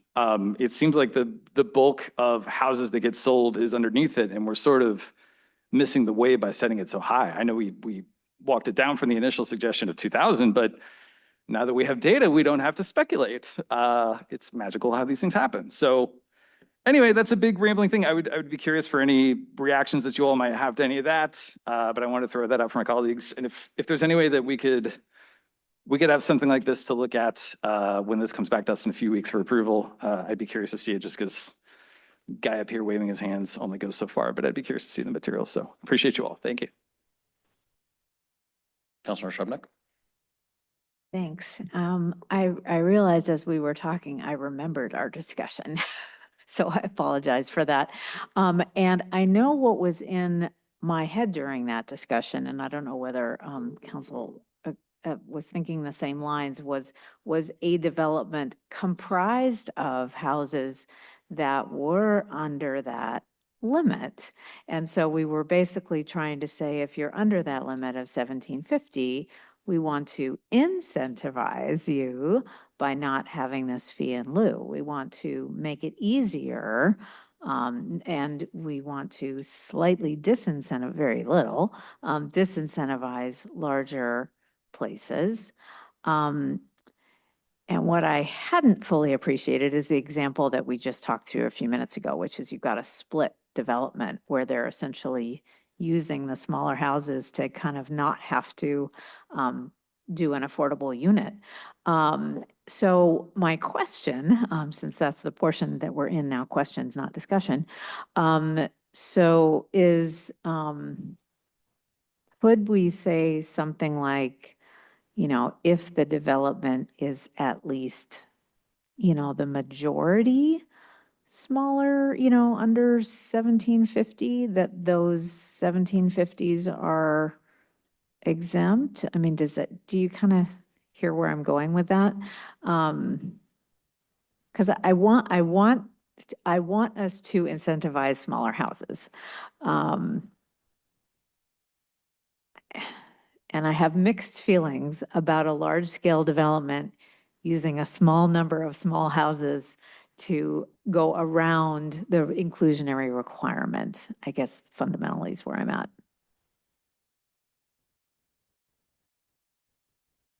I guess you're asking for a kind of a general reaction to that. Well, no, specifically, I mean, could we explicitly say more than 50% of the development, if more than 50% is under that 1750, then they get the exemption? Not have it be a blanket statement, but only apply if there was, I'm just throwing that out as a possibility. I don't see why not. You can kind of craft it however you like. The more complicated the rules get, more difficult they can be to apply. But any further questions before we open up the public hearing? Yeah, I would love to. I would love it if Councilmember Culver would send his numbers over to Art so we could actually get things verified, because I would love it if we could get Arch to verify Councilmember Culver's numbers, because I think homes sold is an equivalent to new construction. And I cannot imagine, I mean, I think if we were talking about 5 million a year in period, that's a whole other discussion. I don't think we're talking about anything close to that, but I'd love to see those numbers. Unless there's anything further, I'm going to open up the public hearing. All right. For the public hearing, folks are going to be granted 3 minutes to speak. Same public comment rules apply, including say your name and city of residence and addressing your comments directly to the city council. If your comments have been fully expressed by preceding speakers, we encourage you to summarize your statements by stating your name, city of residence, and saying, I agree with the previous speaker. We're going to take testimony from our on-site guests first, followed by our pre-registered virtual guests. I want to thank everybody for taking the time to participate in the public hearing. I declare the public hearing open. Clark? Okay, first up, we have Patrick O'Brien. Pat O'Brien, Kenmore. I don't see why it's 3 minutes. It used to be 5 minutes, and that seems a little tight for this sort of a topic. That being said, what you're trying to decide here is what are you going to do about improving infrastructure for all these new dwellings? And I haven't heard them say, oh yeah, there's going to be parking requirements, the sewer systems have got to change, the lighting's got to change, the roads have got to be wider for fire trucks. You don't hear anything about that. I would say the best plan is to successfully build on the Ben Holt property. And when you have a building that represents what your goals are, then you can jump off to this sort of commentary. The main places you can do the density and the low income are places of mixed use. And I know of at least 9 properties on 181st Street that is community business, and we have not developed that in 30 years because of the absolutely abysmal treatment by city staff, former, not current, of that, and the reduction of the building height from 60 to 35 feet. And nobody is going to sell their property willingly, and you will not get the amenities you're looking for as far as veterans, seniors, handicap, 1 parking spot per unit should be the minimum. We already see our parking plan has failed us. There's no place to park at night. Just, it's packed. So let's do that. 171st, good example of higher density, and that happens to be along the slough, but it's on a road off of 522. I would say we don't want to put our highest density on 522. It looks bad. It has no services. It doesn't have Taiho Restaurant, Jay's Cafe, Italian places to eat, whatever. They're all going. They're all going. And we need amenities to bring people into the city, not houses 10 feet off of 522 with millions of people coming out of the doors and walking down to a bus stop. That is not the reality I'm looking for Kenmore.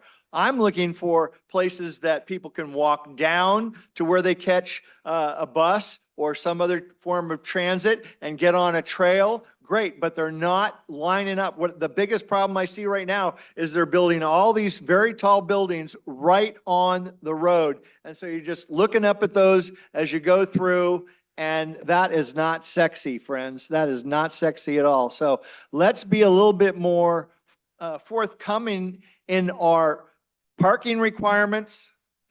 Owner occupied should be a big deal. Look at the CB zoning for your density, because that's really underutilized property with a view. It'll get you a lot more if it's developed. So infrastructure, parking, and height. Thank you. Thank you, Mr. O'Brien. We have 5 additional guests wishing to speak. Christiana Schleifer, or Christina, Jeffrey Pooley, David Dorian, and online Randy Beneker and Stacy Valenzuela. Hi, good evening, Mayor and Council. My name is Christina Schiefer. I am a Kenmore resident. I'm really grateful for the opportunity to speak tonight. I believe that this public comment part of the meeting is valuable. The idea of moving forward on major decisions like this, rezoning without public hearings. If that wasn't the case, I find that to be very frustrating and kind of scary to think about. So I do appreciate you making an effort to allow this. I do also want to thank your thoughtful work on the opposed amendments regarding middle housing, ADUs, inclusionary zoning. My biggest caution in all of this is myself and a lot of friends and neighbors are finding that the term middle housing is often misunderstood or misrepresented as synonymous with affordability. In fact, those are two different issues, and middle housing can contribute to a broader range of housing types. It alone is not going to solve our affordability crisis. So just with all the conversations, that has continually been a source of confusion for a lot of community members. I do think that the chapter of the code amendments appears to be nearing completion. I'm sure y'all are as excited about it as everyone else is. So now I hope we can shift our focus towards increasing housing volume and accessibility through policies that support workforce housing. A triplex here, an ADU there isn't really going to meet the housing shortage that we are seeing in our community. As a city, I think we need to think more creatively and boldly about how to bring more apartment-style housing, and it just would make more sense to do so as a part of a robust, walkable, and activated downtown core. Thoughtfully planned density in the right places will address our housing needs and our economic growth. And so I think while the work that we're doing here is great, I think that moving forward, thinking bigger picture and more volume, I think is going to help create the true need and the true shortage that we're seeing in Kenmore. So I appreciate your time and I appreciate your service to our community. Thanks. Jeffrey Pooley, followed by David Dorian. Hi, Council.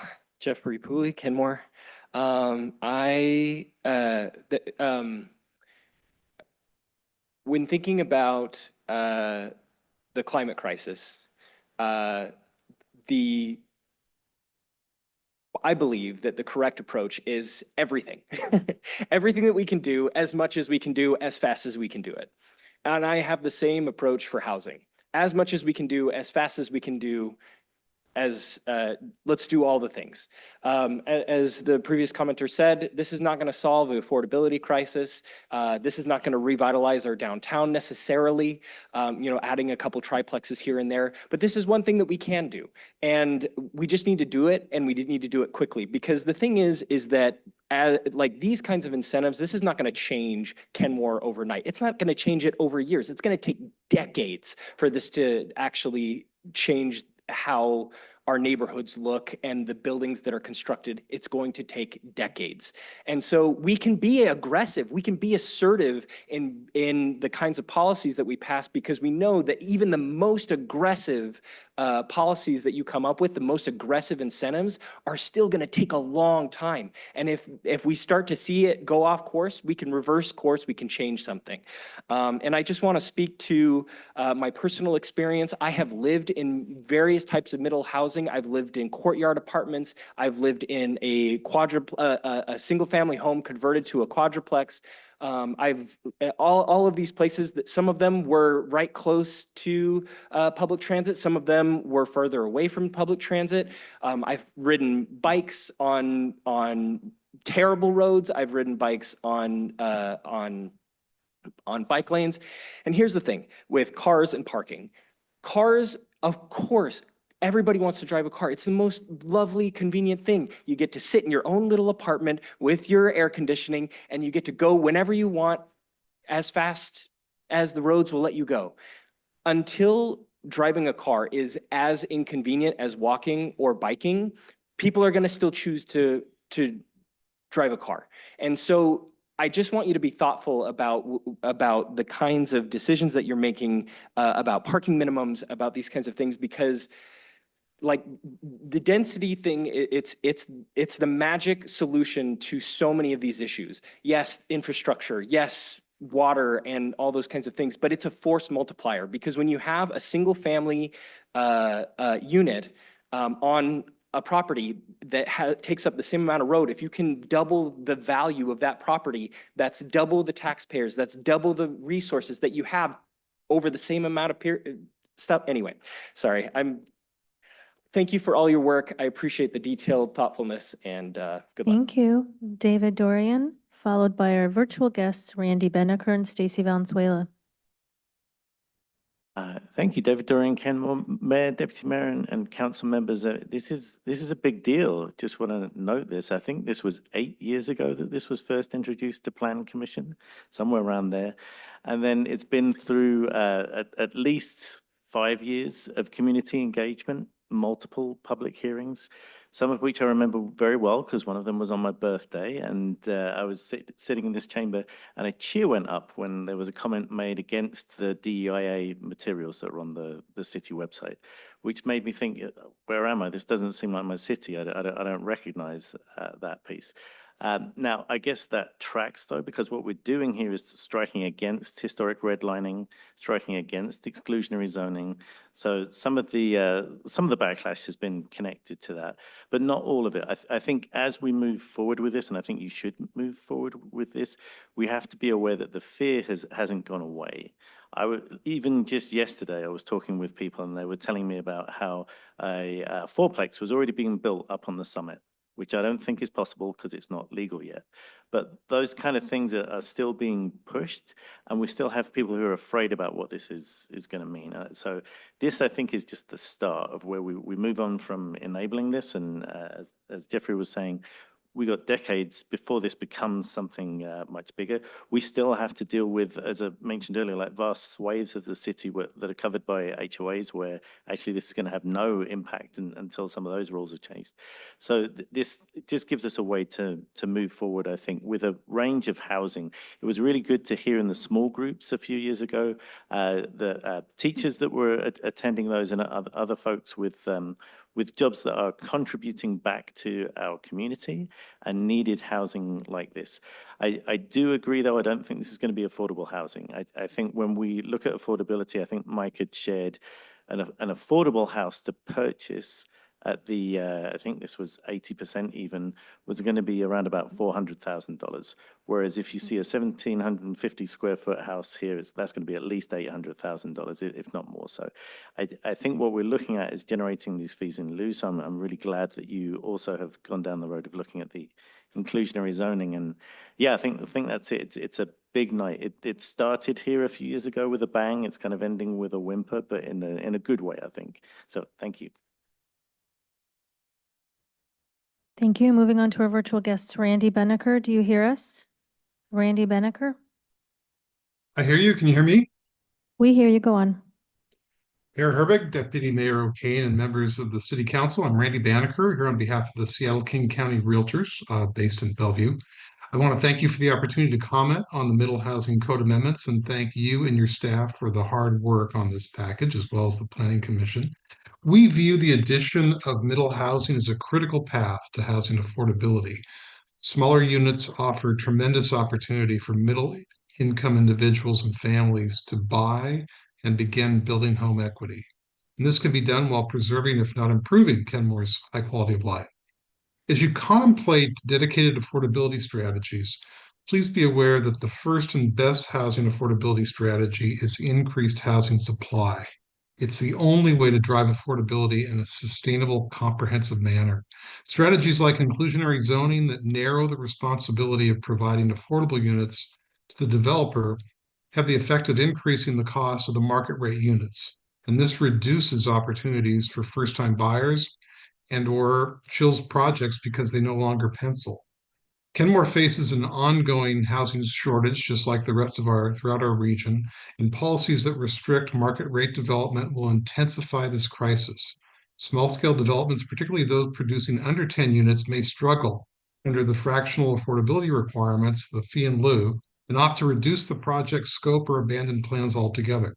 The unintended effect will be fewer housing options overall, making Kenmore less accessible for prospective homeowners and renters. It's important to note that 1,750 square foot we view as a sweet spot for family size units. It's We really need those. We really need to offer housing opportunities for young families. We think this is a way to do it. We urge you to be careful about how you layer on fees to that housing type. We encourage you to consider incentive-based approaches that foster affordability while preserving market flexibility. Expanded tax incentives, density bonuses, public-private partnerships could yield better results by encouraging development rather than discouraging it. Additionally, streamlining zoning regulations for multifamily and mixed-use projects would attract investment without imposing artificial constraints that drive costs higher. Again, we thank you for your work on housing and middle housing in particular. Thank you. Stacy Valenzuela, do you hear us? Can you hear me? We hear you. Go on. Thank you. There is no value in implementing missing middle unless it encourages providing all sizes of housing at all income levels to meet the needs, even the lower levels of incomes too. The opportunity to help build real affordable housing at lower levels is needed and to be permitted. We need forward thinking, not the same old rejections of locals that want to build 50 and 30% and below affordable housing. I don't understand why Kenmore has not required in all areas of building 25% of the units to be extremely low affordable housing units. After years of stating the priority of the council was to build senior affordable housing, and yet we have to even wait 5 more years for 50% AMI workforce housing. We've lost 2 buildings for affordable housing. The inclusionary zoning seems to be excluding, almost forcing out our low and fixed income residents. How was the minority report included in this program? Kenmore is high, 60 to 70% cost burden. For years, there are state initiatives, federal grants for affordable housing units, which was supposed to go to 50 to 30% AMI, but you keep building 80%, 70%. What happened to building for the lower incomes? Bragging about 53 new incomes apartments means nothing if they do not house our most vulnerable residents. If you look at the dashboard, it has shown for years that 30% AMI and 50% AMI and below rental level affordable housing units and 50 to 60% home ownership are the highest desperately needed here in Kenmore.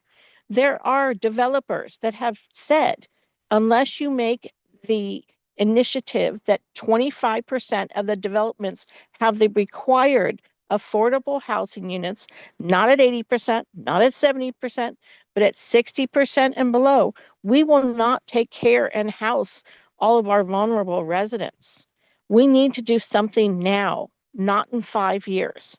And although it seems like some developers and master builders will say we have to keep building more and more, they've been doing that for 40 years. It hasn't solved the problem. It won't solve the problem because unaffordable housing is still unaffordable tomorrow. We need affordable housing today. Please do more with this to fix a lot of these problems. I know you can do the right thing. Thank you. Thank you. Mayor, this concludes our public hearing testimonies.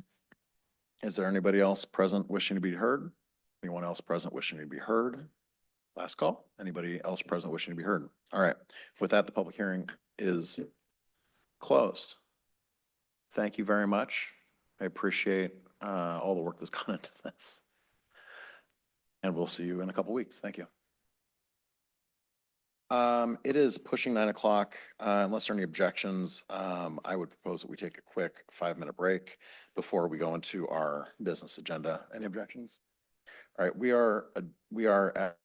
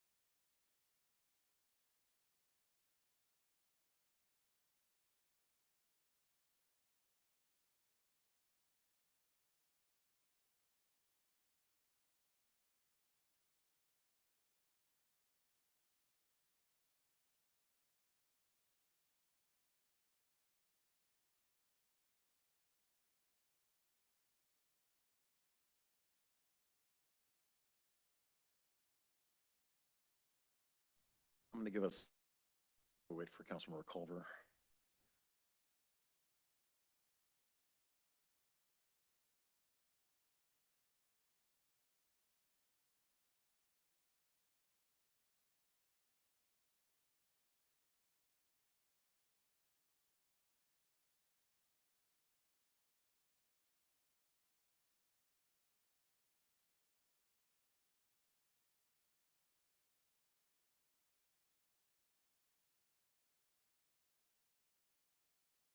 Agenda is our only item in the business agenda, Kenmore Automated Photo Enforcement Program Performance and Recommendations presented by Traffic Engineer Tobin Bennett-Gold for discussion and possible approval.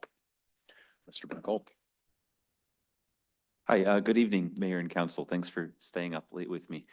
I'm very excited to talk to you about this. I think we have some great opportunities here to build out our photo enforcement program and make sure that it's doing the best it can for us with the least possible financial impact on our driving community that we can get for the size of effect we're going for. But the first thing I want to start with is talking about how our program is going so far. We made some big changes last year. I do want to always start with that we only have this program for as long as we have permission from our community to use it. Photo enforcement is, it can be a blunt instrument, and we need to use it effectively and responsibly. Our program is built on the foundational values of being safe, fair, equitable, and transparent, and everything that we do with this program is with those in mind. I also always want to bring up, why is speed reduction important? Speed is a huge contributor to crash risk and the risk of severe injury.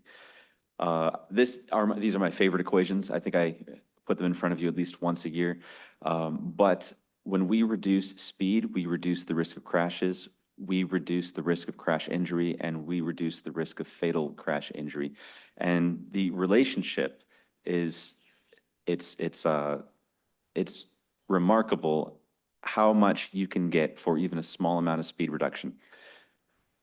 What we've done with our CAPE program in school zones is we have reduced travel speeds in school zones from 36 miles per hour while the school zone is active to 16 miles per hour as the mean speed. That reduces our risk of fatal crash by 95%. We've taken it from a place where a crash involving a student would be almost certainly fatal to a place where a crash involving a student would be almost certainly survivable. Outside of our school zone active hours, we have also had remarkable success reducing travel speeds to be in line with the speed limit and with the speeds that are appropriate for the environment. Since we started our photo enforcement of the regulatory speed limit, we have seen our travel speeds go from 36 miles per hour, 37 miles per hour, down to 25 miles per hour in our 30 mile per hour zones. This reduces our risk of crashes by 32% and our risk of fatal crashes by nearly 3/4.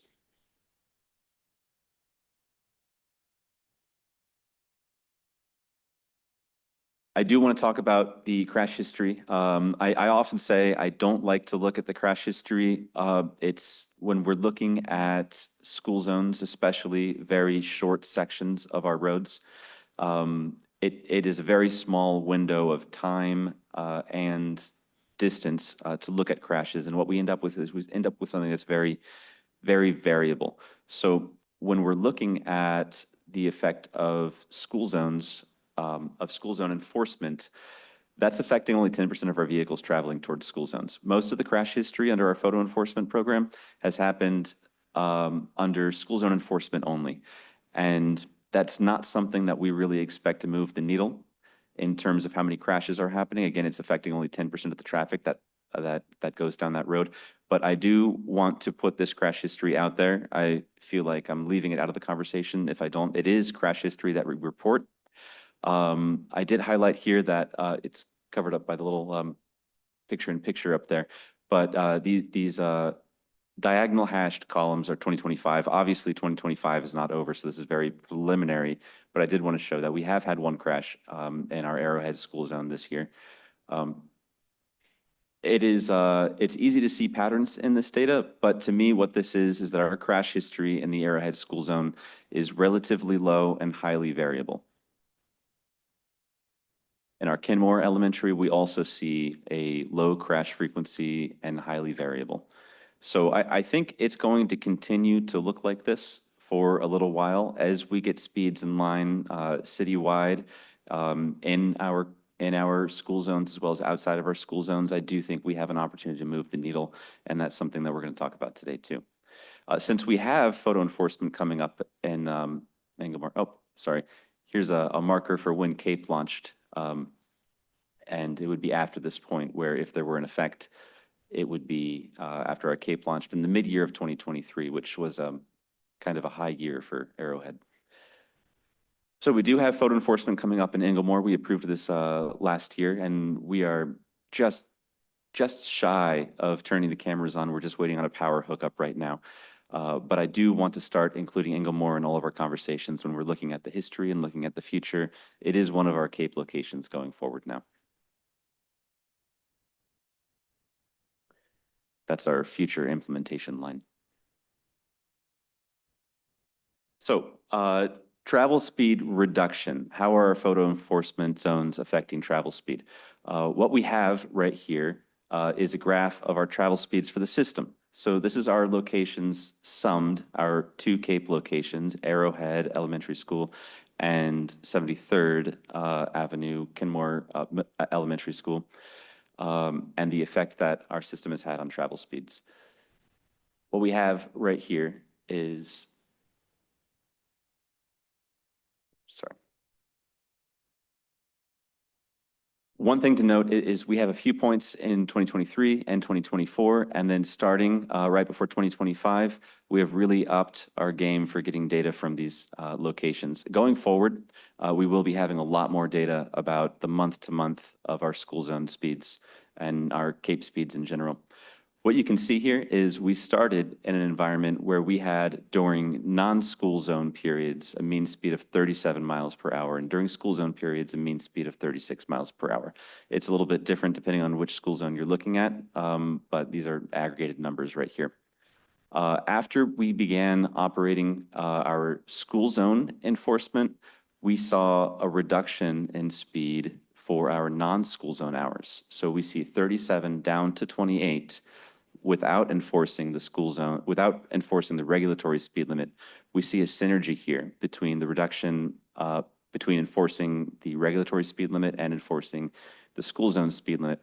Because after we turned on enforcement of the regulatory speed limit, we saw a further reduction of the school zone travel speeds as well, without any changes in the way we were using CAPE to enforce those school zones. So right now, with regulatory travel speed and school zone travel speed in effect, we are seeing lower travel speeds for both of them.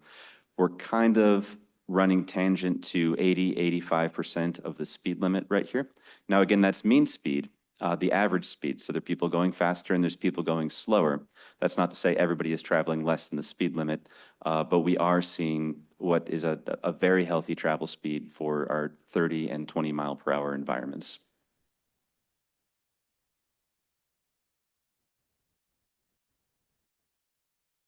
This reduction, this is just a different way of showing the graph right here. This reduction is reducing in school zone mean speed, is reducing our fatal risk of crashes by 94%. And that's really the goal of school zone enforcement. It's to keep that bad crash from ever happening, that first fatal crash. We have not had a fatal crash, fatal school zone crash in Kenmore, and we don't want to have that first one. So the school zone enforcement is a preventative measure to keep us from ever having that bad fatal crash while the school zone is active. The mean speed reduction here is offering us a tremendous benefit to fatal crash risk reduction as well. That's fatal crash risk for all road users, pedestrians, cyclists, and drivers as well. Which is also important in our school zones, because even when our school is not active, our schools they're placed at the center of our communities. They're parks, they're sidewalks, bike lanes. We use these areas all the time, all summer, all winter, all school year. I also don't want to forget about our red light camera. This red light camera, it had one job to do and it's doing it very well. In 2019, an engineering study showed that we had 11 pedestrian near misses an hour during peak travel hours.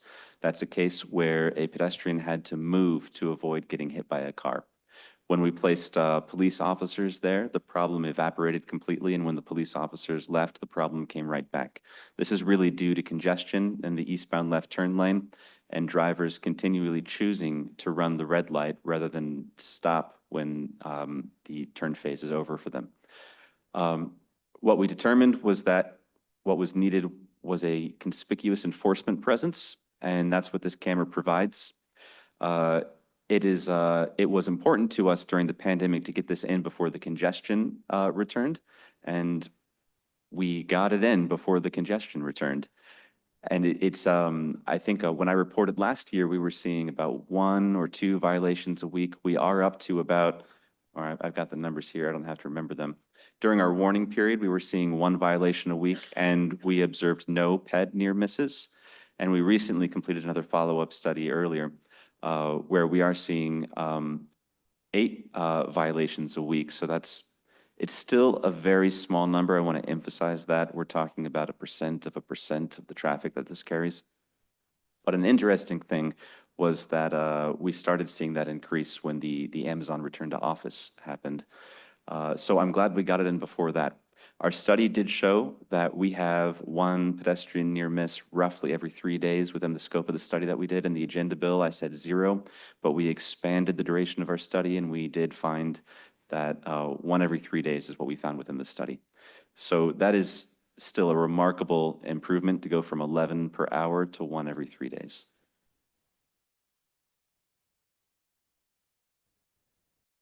One thing that I'm very excited about right now is Kenmore Middle School up on 202nd Street. We have considered this as a potential CAPE location since the very beginning. It was included possibly in our initial recommendations. However, the Walkways and Waterways project had not wrapped up in time for us to implement CAPE at the same time that we did the other areas. And so we held off on this one.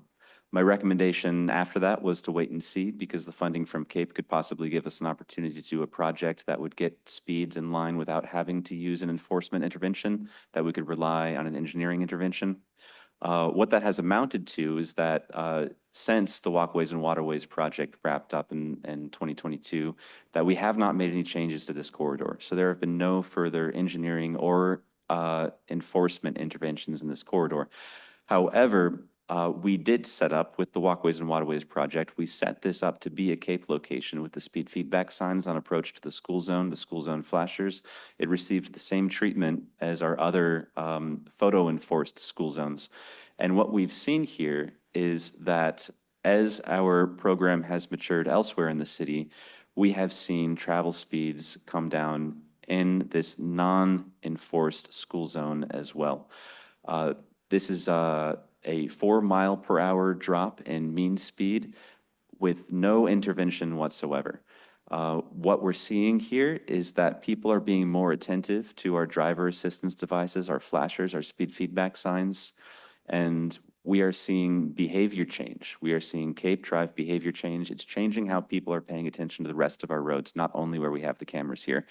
And that's very important to me, and that's going to inform some of the recommendations that I'm making when we talk about changes to our program. We are seeing this elsewhere, but this is a crystal clear example because we've done nothing else here. When we shifted to 24-hour enforcement, we started to see on 80th Avenue, for instance, an additional speed reduction effect from the existing speed feedback signs that have been in place for years already. So I'm very optimistic that CAPE can be a tool to drive behavior change, no pun intended, even outside of enforcement areas.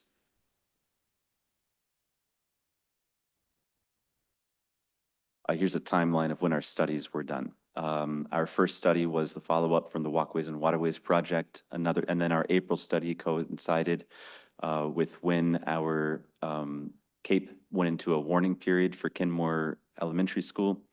Our next study was after we had been doing school zone enforcement for a year, And our most recent study was just a couple months ago in April after continuous enforcement had been in place elsewhere in the city for 6 months.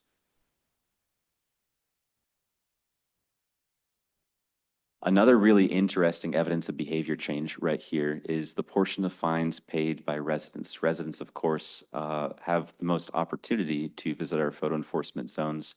And what we've seen is that the share of tickets that are going to Kenmore residents has fallen every year.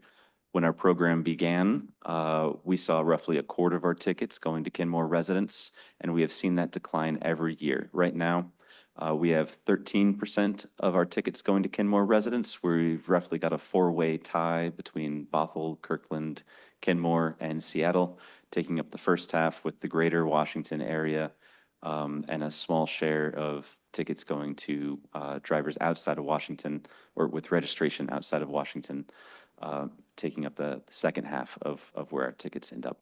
So were I assume that the labels here for the years were flipped? Oh, yes, Inadvertently? okay, yes, wait. Okay. Yes, that's correct. So 2023 should be on the My left, mistake, 2025 my should be on the mistake. right. No, okay, these labels are flipped. Yeah. I remember flipping them, I just missed the dates. I put them in the wrong, it didn't make sense to read from anyway.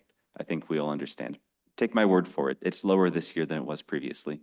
Thank you for pointing that out. So I want to talk about the violation trends because this has a lot to do with the behavior change that I'm talking about. It also has to do with the financial sustainability of the CAPE program and its role in the financial sustainability plan. Because we do see violations fall off. When we see violations fall off, we also see revenue fall off. These are our school zone violations right here. Those are the breaks for summer break right there. In the light orange on the far left is our warning period. As you can see, we dropped instantly to about a 10% violation rate. That took place in the first week, down from a 99 or an 80% violation rate, depending on which school zone you're looking at, down to the numbers look a little messed up over there. But down to roughly a 4% violation rate by the end of the warning period. We quickly dropped off to 2%, and we are now down to below 2%. That drop right over there in November 2024 corresponds to when we started 24-hour enforcement. So again, we're seeing a synergy between the two enforcement types working together. If we add in the regulatory enforcement numbers, those started up in November with the warning period in pink right there. And we fell down to roughly a 2.5% infraction rate by the end of the warning period. And now we've come down to below 2%. So those violations are falling off quickly. In fact, we also have recidivism up here. What we're seeing right now is that almost all of our people who get photo enforcement tickets get only one ticket. We see only about 10% of people get more than one ticket. That's in the span of a year. If you give someone long enough, I'd probably get multiple tickets in a century. But within a 1 year span, we're seeing people who get a ticket almost never get a second ticket that year. If we shift our graph to the months active, what we can see is that not only did our regulatory enforcement start out lower right away at the beginning of the enforcement period, but it's also falling off very quickly. It hasn't fallen to the same rate that our school zone enforcement is, but our school zone enforcement is much more mature. We're on our 22nd month of school zone enforcement and only our 7th month of regulatory enforcement. The regulatory enforcement it's really following a beautiful trend though. What we expect is to have a long-term taper towards a 0.2% infraction rate is where it's heading over a 25-year span. I'm an optimist. I hope we'll be flying our cars in 25 years rather than driving them. And this is a tool that we use to look at the financial sustainability of our CAPE program, but in 25 years, there's a lot that can change. So if it's 0.2% violation rate, that would require a lot of other things to stay constant as well, such as our volumes, the way we use our streets, the way we build our streets. So there's other things that can affect this. But the exercise is that we want to make sure that the low infraction rate is still at a place where we can keep the CAPE program financially viable for the parameters that we have it set up under. And that's why we look at that long-term trend for our violation rate. I think we have a question from Councilor Lutzis. Absolutely. Yeah, will you go into that a little bit about the financial viability and what that threshold is?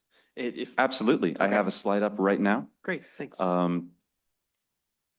So that 2%, that long-term violation rate, that's what we use for the financial planning of the CAPE program. When we look at how much revenue we're going to get from a camera and how we're going to budget that revenue, we are budgeting with the long-term revenue that we expect to have available to us for not indefinitely, but for an arbitrarily long distance out there.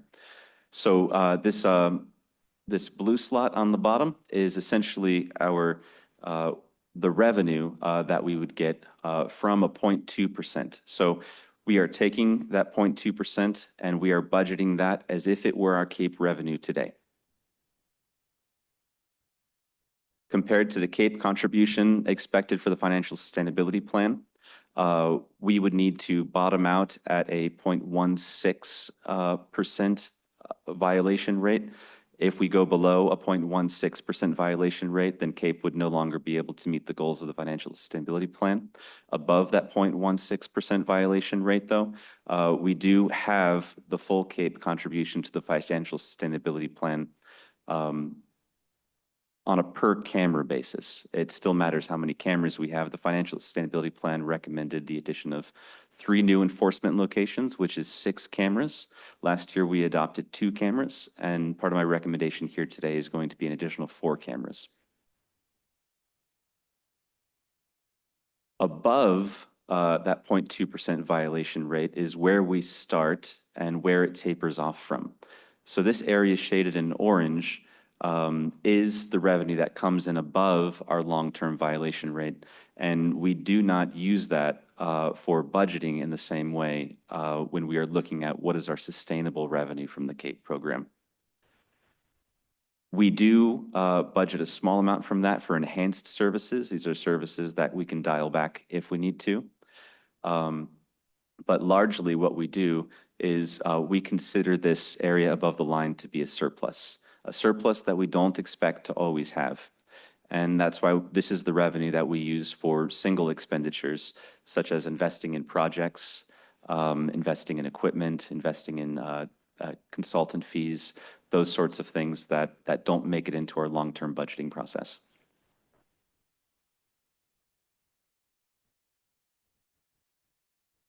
I should ask, did you have any more questions about, okay, great.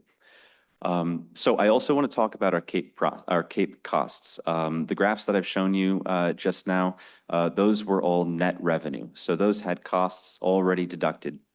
Our CAPE costs, they come in 2 types. Well, I'm going to say 3 types. They come in fixed costs, our camera fees, which are the same every month, and they have variable costs, which is basically a cost per violation. Court fees and distribution fees are variable costs. So those come right out of the revenue that we get on a per ticket basis, whereas the camera fees will come whether we write any violations or not. For instance, we still pay camera fees when we are doing warning periods. We also pay distribution fees during warning periods for our high volume locations. The other cost that we have is a review cost. Right now, the review is being done by our police on the in-between time. We are not paying a direct cost for that time because it hasn't displaced other police work, but that may not always be the case. And when we did open up regulatory enforcement, we did see a spike in the amount of review burden experienced by our police. And that review burden, as our program grows, is something that we are looking at for the long-term financial sustainability of the CAPE program. Our review burden, oh, there we go. Right, so our fixed costs are roughly $57,000 per camera per year, and our variable costs take about $20 off the top of any tickets, any fines that get paid. Our peak review burden was when we started the regulatory enforcement in November, and that came to about 0.3 FTEs for that period of time when the review was especially high.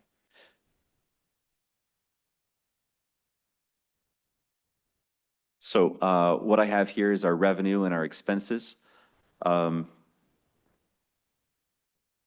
We have made projections about our revenue, and we have also backfilled that with actuals.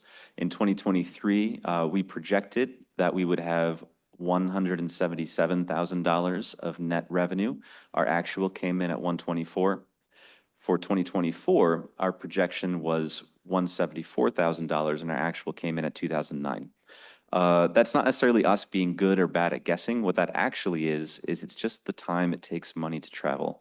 So our 2024 revenue actually includes 2 months of 2023 revenue that wasn't counted during that calendar year. So that explains the discrepancy here. Overall, our estimates, once we got our program going, have become pretty good at landing really close to where our actuals come at. Our estimate for 2025 revenue with the regulatory enforcement in place is $3,126,000. So that money, we spend it. We spend it on a lot of things.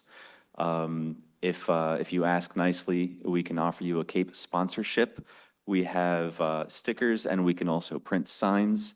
We want people to know what we're spending the money on. So this is the 61st Avenue Sidewalks project. CAPE contributed to that. In 2023, we spent $250,000 on contributing to the 73rd Avenue Sidewalks project. It doesn't pay for the whole project, but it was a significant funding source for that project. So this is CAPE at work in our communities, helping building bike lanes, helping build sidewalks, helping making changes to the environment to keep people safe without always resorting to enforcement interventions.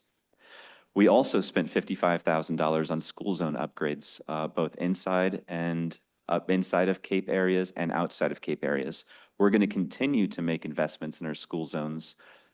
Seeing the response that we have to the flashers at Kenmore Middle School makes it abundantly clear that we need flashers in all of our school zones, and that's how we can leverage the CAPE program and the behavior change that it's bringing to bring safety to our school zones even without enforcement.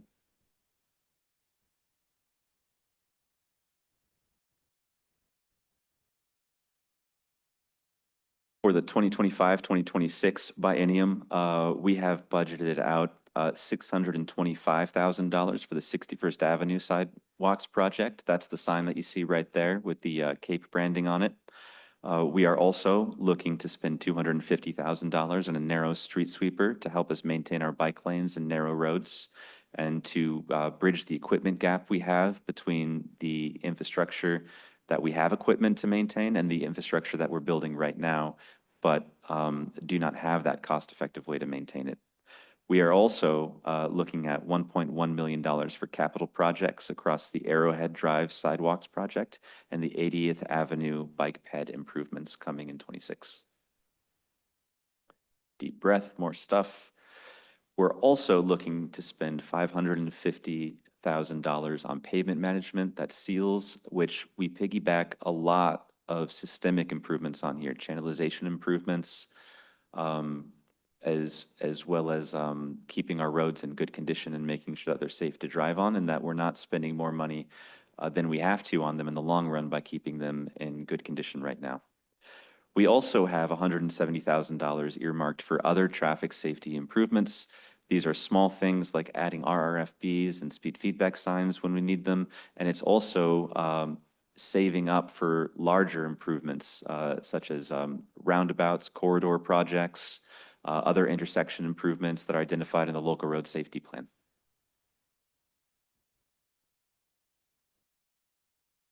I should say our CAPE funds also go towards, there we go.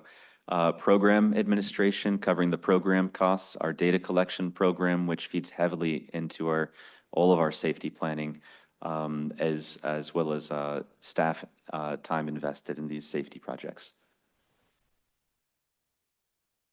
So for program recommendations, we discussed expanding the CAPE program last year, and there were several concerns, valid concerns, about expanding to fixed locations, fixed position cameras in the areas where our analysis demonstrates the highest safety need. I am recommending that we add an additional 4 cameras. That's consistent with the council-approved city manager's recommendations and the financial sustainability plan. Of the 6 cameras that were recommended, 2 of them were the Inglemoor High, which we moved forward with last year and will be starting up soon. Last year, we did convert to 24-hour enforcement, and we've seen tremendous safety benefit from that. And it was council's interest to see that data before we decided to introduce CAPE in areas outside of school zones, which is a change for our program. Right now, our CAPE program is only within school zones. There was also a concern about the geographic equity of sites. The locations which have been identified as having the greatest safety needs are both in South Kenmore. This does concentrate our photo enforcement. Down here, this is where we see crashes. This is where we see high travel speeds. It is where we see a high volume of vulnerable road users. But it does have those issues of concentrating our photo enforcement in one part of Kenmore.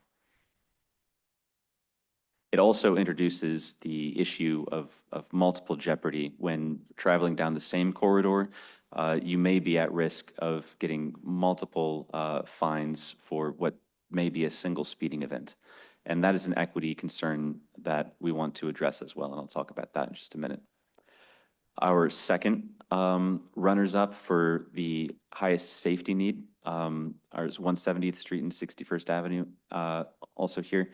So this does have an additional problem, which we don't run into with our other locations, which is that we're limited in the number of cameras that we can install when those cameras are more than a mile away from the school. So if we were to install 2 cameras at location C and 2 cameras at location D, that would be in conflict with the RCW. So following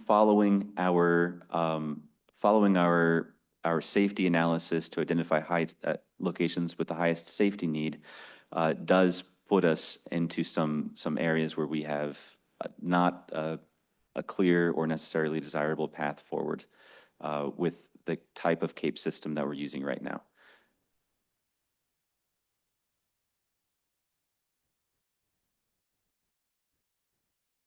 One recommendation that I'm making, or I suppose I was going to do it anyway, but I suppose you guys can tell me not to if you want to. But I would like to implement a program policy for a limited infraction window. As we grow the presence of photo enforcement in Kenmore, we are going to have more and more occasions where a single trip can put you through multiple photo enforcement zones, and it is not consistent with our financial equity values for the CAPE program to possibly have one speeding event lead to $200 or $300 or $400 of fines, where right now it would lead to $100 of fines. So the limited infraction window would limit the number of infractions you can get within a 30-minute window.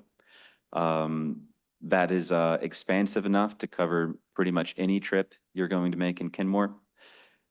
So if you did have an event traveling through Kenmore that took you through 2 or 3 areas and you were traveling above the speed limit, you would still get a fine, but you would not get, in this case I've illustrated here, you would not get the 2 subsequent fines. You would be limited to only getting 1 fine per 30-minute window. And this is a way that we can continue to have CAPE in the locations where we need it to have the behavior change effect that we want it to have, without also risking increasing the financial jeopardy that we're putting people and drivers in when they're economically vulnerable.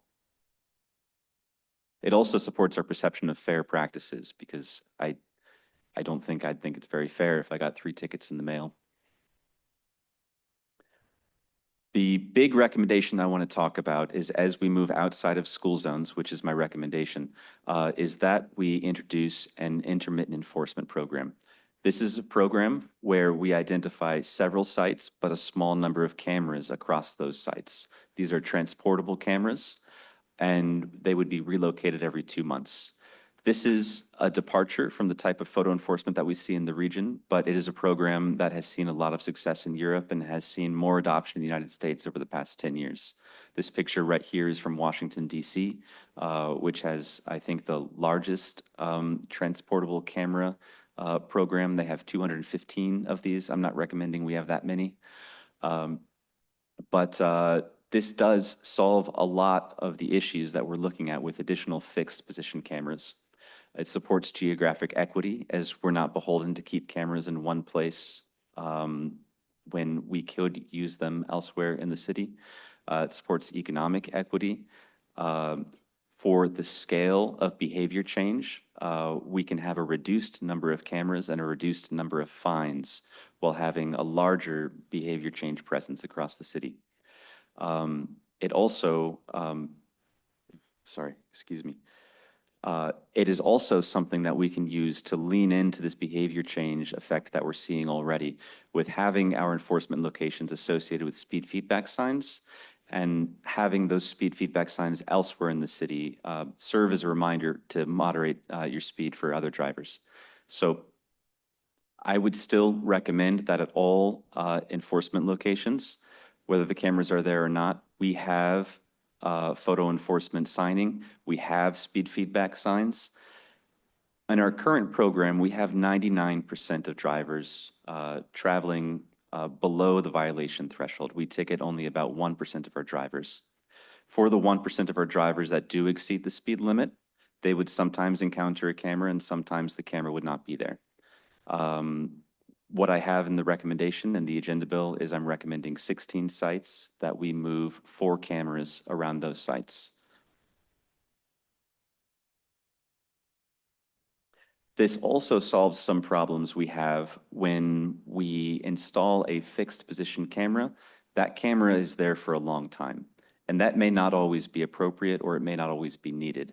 That area may receive further improvements that make that not necessary as new interventions become feasible that previously weren't. It also may go under construction for other reasons, or it may have other conditions where we decide that they interfere with enforcement being fair at that location. So this gives us flexibility to tailor our program to the changing needs of our traffic environment.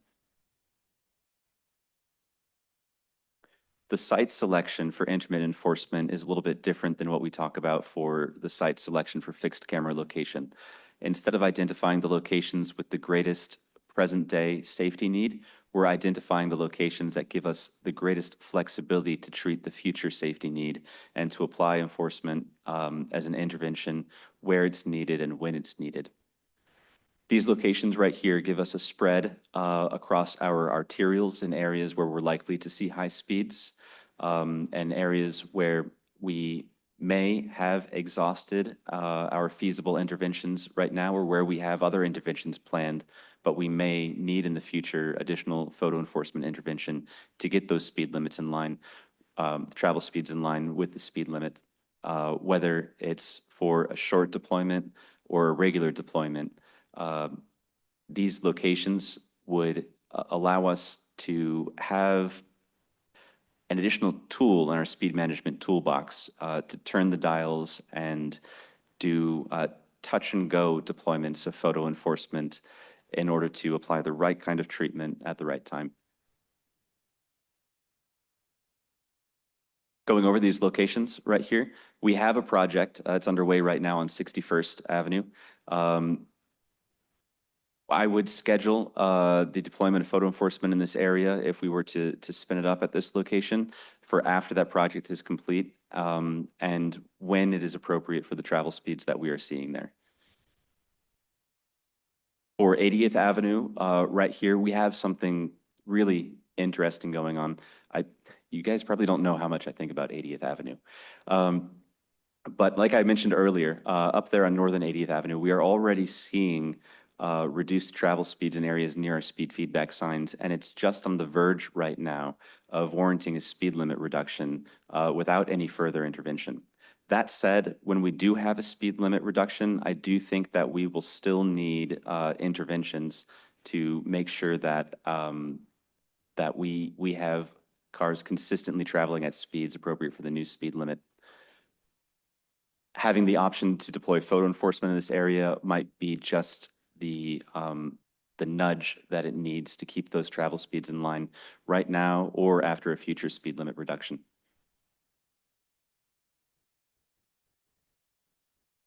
These locations right here, these are in South Kenmore. This is Juanita Drive, the north end near 170th Street, and Juanita Drive near South City limits. These are high safety priority locations right now. These are areas where we see crashes, we see high volumes of vulnerable road users, and we see high speeds, even after we have made substantial investment in non-enforcement based speed management here.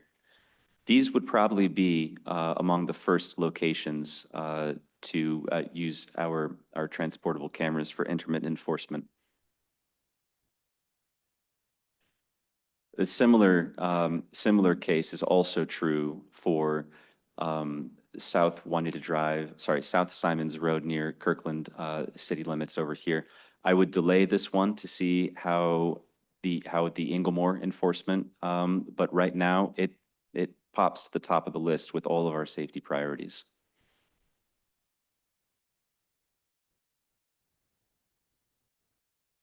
'61st Avenue, near between 181st Street and 192nd Street.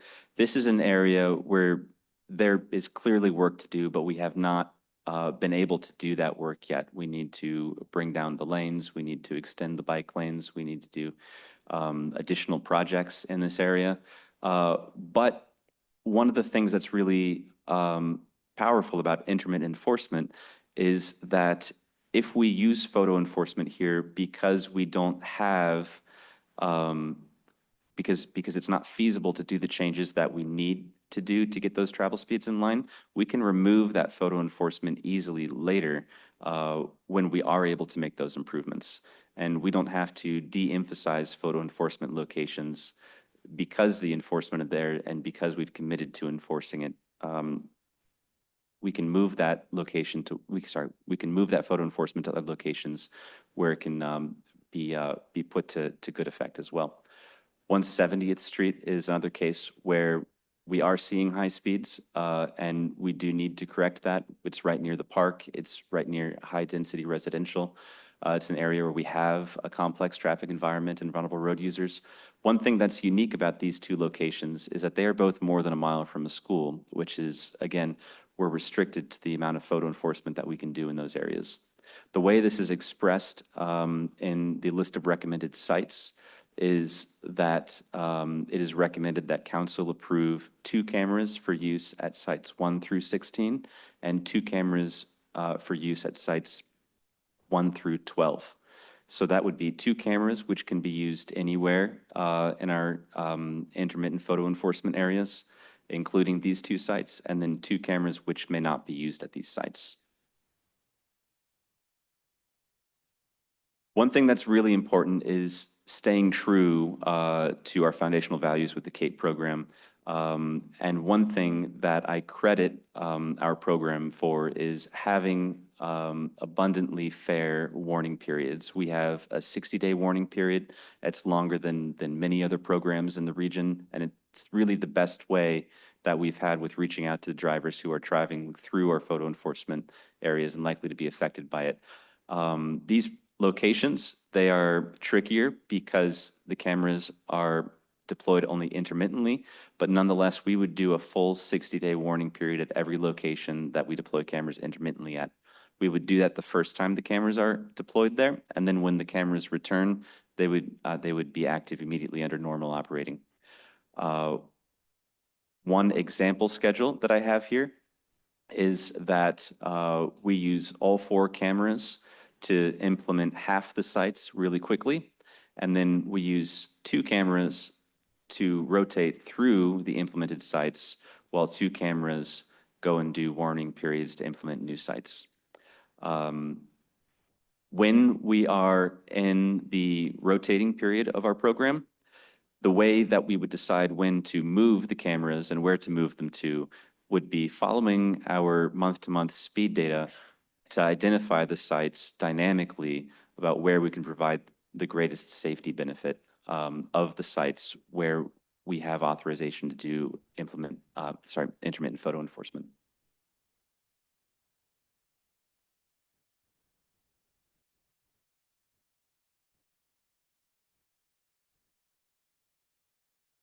One thing that is going to be a real challenge here is going to be the outreach. I do understand that this makes our program more complicated, not less complicated, and that is a challenge for making the program feel fair. We want to be abundantly fair about this and abundantly transparent. Part of that is our CAPE website is a fantastic resource, and we want to get as many people to the website as possible. One thing we're going to include on the website, if we have intermittent enforcement, is a dashboard that shows where our cameras are and where they'll be next week. We don't want this to be a secret. Anybody who wants to know which enforcement locations are active, we want to put that information somewhere it's easy to find. We also have an extensive communications plan leading up to the implementation of intermittent enforcement. We would start with a press release, the website overhaul, tabling at the farmers market, social media campaign, newsletters. These are standard in all of our CAPE rollouts, and this would be no different. We would utilize continuously the full scope of our social media tools. We would use Let's Talk Kenmore. I'm the #1 podcast on Let's Talk Kenmore. I don't know if you knew that. It depends if you check the downloads or if you check YouTube. I think City Council is #1 on YouTube right now. We have a lot of work to do, and Lauren is very excited to help us making sure that we get our outreach to everybody, making sure that it's impossible to not know about this program. One thing that we'd recommend doing is an open house in September to make sure that we give people the chance to talk to us about this program. We would do this after a couple months of putting out our outreach in other ways to make sure that people who want to participate in that open house are going to know about it and be able to join us, both in person and online. One thing that I'm excited about is getting a CAPE QR code. I think our website is the most powerful tool that we have for explaining this and making it clear how this works and how people are affected by it, and giving people all the information that they want to navigate our system successfully. And getting that QR code out anywhere we have our CAPE branding, I think is going to help more people get to our strongest resources that we have. In November, this would be when we're starting our warning period on our quickest timeline. November is when we would start the warning period for our first intermittent site. And we would make sure that staff, both myself and other people who get included in communicating on our behalf, are fully briefed and prepared to help people navigate this process and understand what's going on. Going forward, we would want to make sure that we are keeping this in people's minds, especially since we will be having new sites spinning up, not just once, but potentially multiple times over the next couple of years, or however long we make the timeline for rolling out new sites. So we want to keep this present in people's minds, and I think it will get easier to communicate about this as we have more and more sites that we implement with our intermittent enforcement. The CAPE program has had a lot of success in the 2 years that it's been around. We are becoming a role model for the region. With the passage of the new laws regarding photo enforcement last year, many other cities are looking at implementing or expanding their own program. Woodinville, Bellevue, Redmond, Port Angeles, Battleground. I even got a call from Minneapolis, Minnesota. They don't use the RCW, but they called us anyway. But people are looking at what Kenmore is doing, and they are borrowing parts or small or large pieces of the CAPE program to help build their own programs. And that's something I'm very proud of. Our program is innovative, and it's scalable, and it's something that we can use, and it's something that other people can use. And we have research partners reaching out to us to help identify what is making the CAPE program as successful as it is. The Washington Traffic Safety Commission is currently in an ongoing study. They're required by the new RCW to study the programs operating under the new photo enforcement laws passed last year. And CAPE is one of the first through the gates. We were well positioned to be early adopters when those additional rules came out for photo enforcement. And now we're part of Washington determining how these new laws are changing the way photo enforcement is used to keep our communities safe. University of Washington is currently pursuing a grant also to study the CAPE location. To study our CAPE locations and help identify what makes photo enforcement more effective. And I'm excited to hear if they get that study, if they get the grant funding for that. It would be great to partner with them. We have also been very active at every professional peer exchange opportunity that we've been invited to. I've been asked personally to come and lecture about CAPE at ITE IMSA and also the ITE Traffic Safety Conference. I was on a panel on speed management. This summer, the Washington Traffic Safety Commission is having a traffic safety summit in Spokane. I've been asked to be on a photo enforcement panel there to help small cities as well as large cities navigate implementing photo enforcement in their communities. I'll be on that panel with Spokane and Seattle and Kirkland. I've also been invited to speak at the APWA panel in the fall for municipal photo enforcement programs. And people are really interested in hearing about our program, and we've been doing lots of communicating about how it's been successful for us. And I want to give everybody everything that I didn't have building this program. We've learned so much, and I want to get that out there. Kenmore is becoming, or is, a leader in systemic safety. Spot improvements are a lot of fun engineering-wise, finding out exactly how to build that roundabout. But systemic safety, we have been heavily investing in that. We've been incorporating speed management into all of our corridor projects for at least 7 years now, and we are seeing it move the needle. We are down 40% in our crash rates from our 2015 baseline. That's compared to, I believe, 20% in the state and 30% in the county. So our crash reduction work is ahead of the game. And that's because of this council's and this community's continued willingness to invest in making our streets safer, our communities safer, and to make travel safer through Kenmore.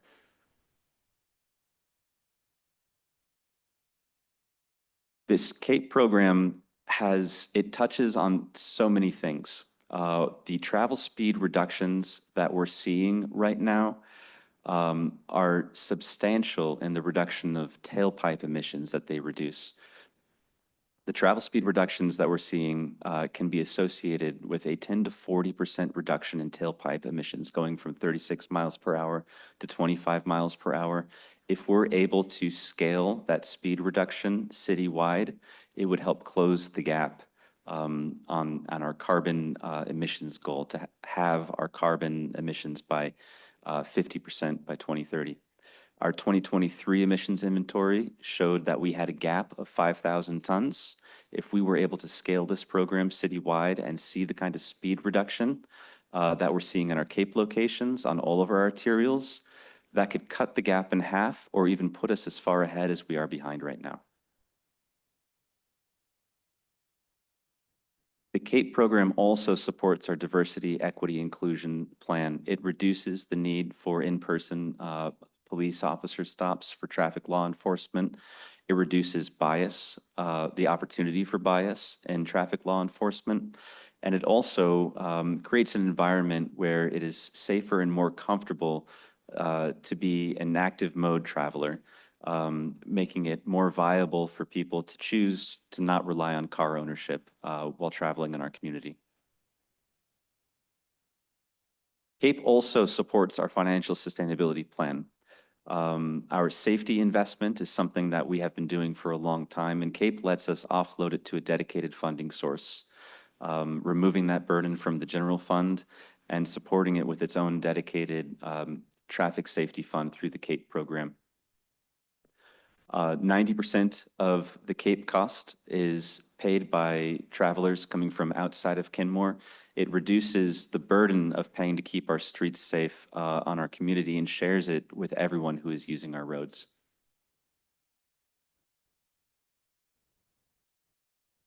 It also, of course, supports the local road safety plan. Speed management is a big part of my traffic engineering practice. And the potential for reduction from speed reductions citywide, we could see another 30% reduction in crashes citywide from the CAPE program alone, regardless, or in addition to, I should say, crash reduction we see from other investments that we're able to make with the funding from the CAPE program. So the CAPE program really benefits us in two ways. It reduces travel speeds, which improves safety, and it also gives us funding to invest in non-enforcement interventions as well. My recommendation to council is that you approve the use of intermittent photo enforcement cameras, that you approve the list of locations I have recommended, and that you approve you authorize the city manager to amend our contract to allow for the use of these transportable cameras. I'm happy to take any questions or however you'd like to proceed. Questions? Councilor Lutsis and then Councilmember Culver. Great, thank you. I have a couple of questions, and these were ones that I ran by you already. But a big question I have is staff capacity. We heard back in our April 2020 public safety study session, a question was posed to Chief Moen about the capacity of officers right now to handle incoming ticket volumes and review time that it takes for each of these. And he said that as of right now, they're stretched thin but managing, but concerned that as soon as the Inglemoor High School location comes online, that they won't be able to keep up. I'm curious about how to address that, especially when we're talking about potentially approving several more cameras that will be coming online in a handful of months. So I'm curious your thoughts on that. Absolutely. Yes, this is a discussion that we do have. I do expect when Inglemoor comes online, we will be stretched thin again. We are seeing those violation rates drop very quickly.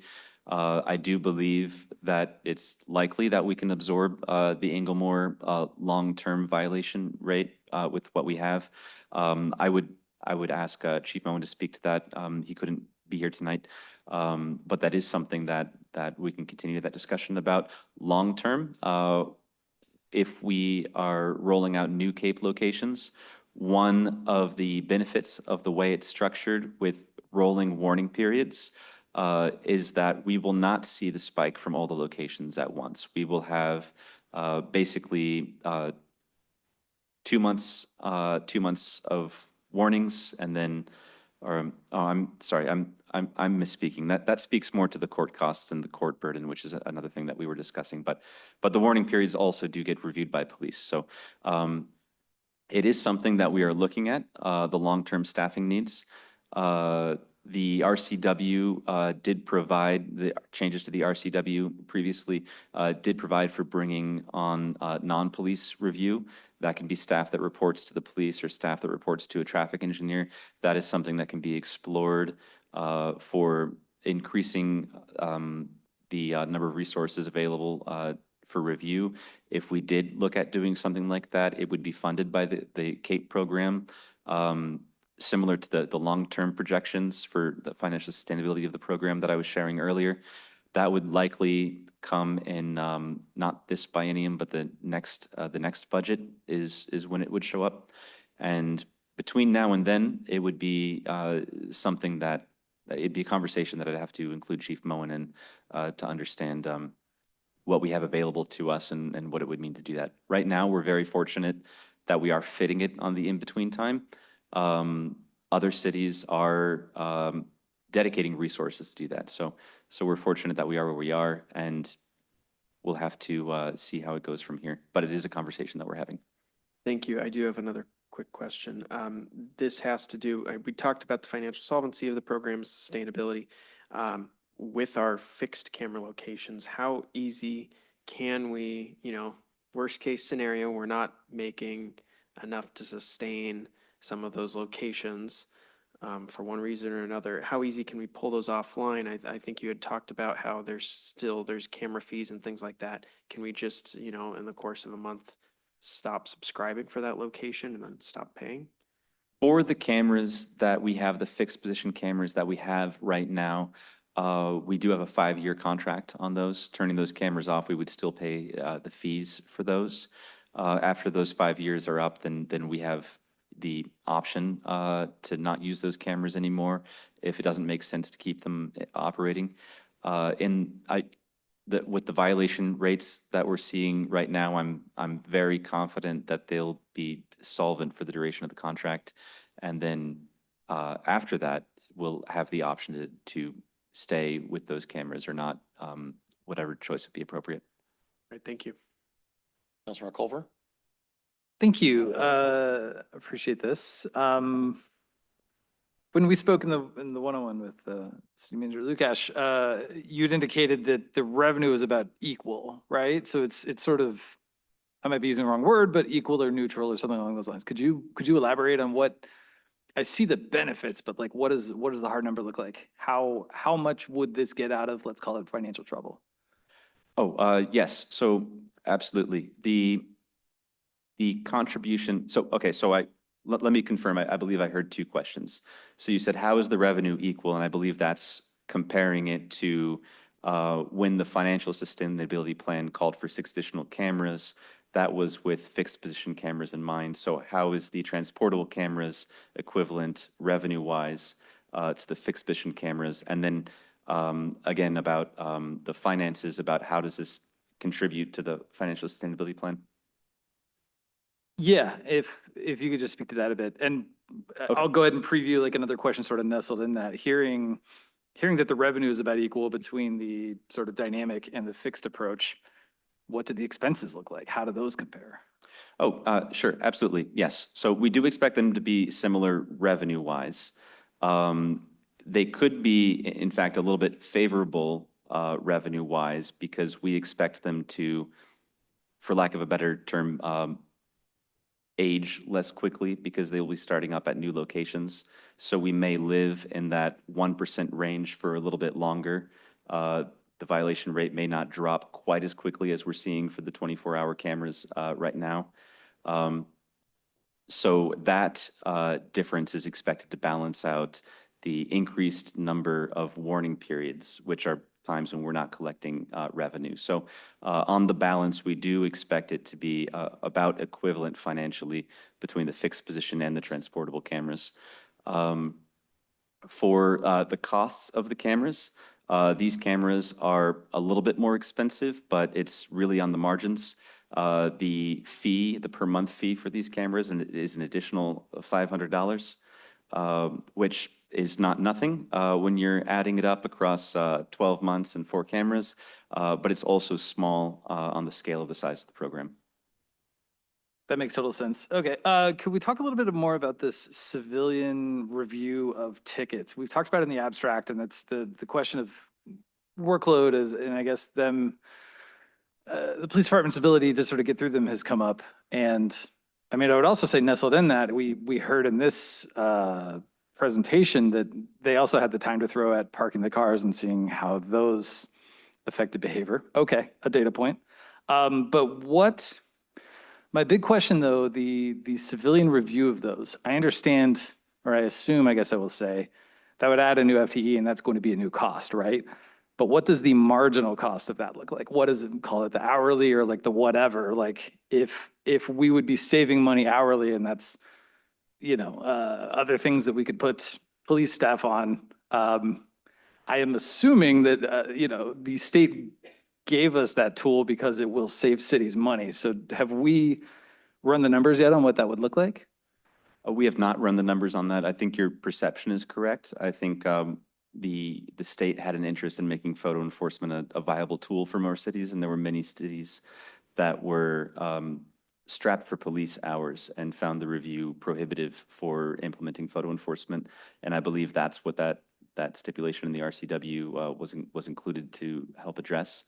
I don't think I can speak to the dollars about using review staff right now. It would really, I believe, only be cost favorable when the current review can no longer fit in the in-between time for the police. Right. Okay, 10-4. And then it's farther scope, but I think a good question to sort of have eyes on. If I recall correctly, some of the RCWs say that for the so-called cheater cameras for the Hove lanes or the fast lanes or whatever you want to call them on 522, that can only be with bus rapid transit lanes, right? So if and when that arrives, in some ways, this is kind of helping warm the proverbial pool so that once those start showing up, okay, people have seen them before, we're familiar with this, we're not going to freak out. That might be part of the long goal here too, right? I presume. Yes, when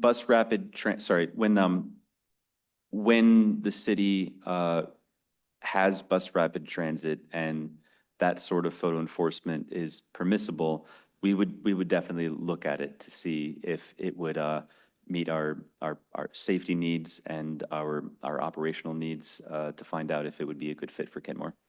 Okay, I have more comments, but I will yield on the question front. Thank you. Any other questions or comments? Councilmember Sassen. I'm working on a list here. I really commend your innovation. I think you have, I think you're a phenomenal spokesperson for this project, for this CAPE program, and it's really no mystery why you're in hot demand to talk about it all over the place. I think this transportable camera concept is really compelling. So a couple of questions that I have are, would the contract for the transportable cameras, I'm assuming those are leased, and would we sign a 5-year contract for those as well?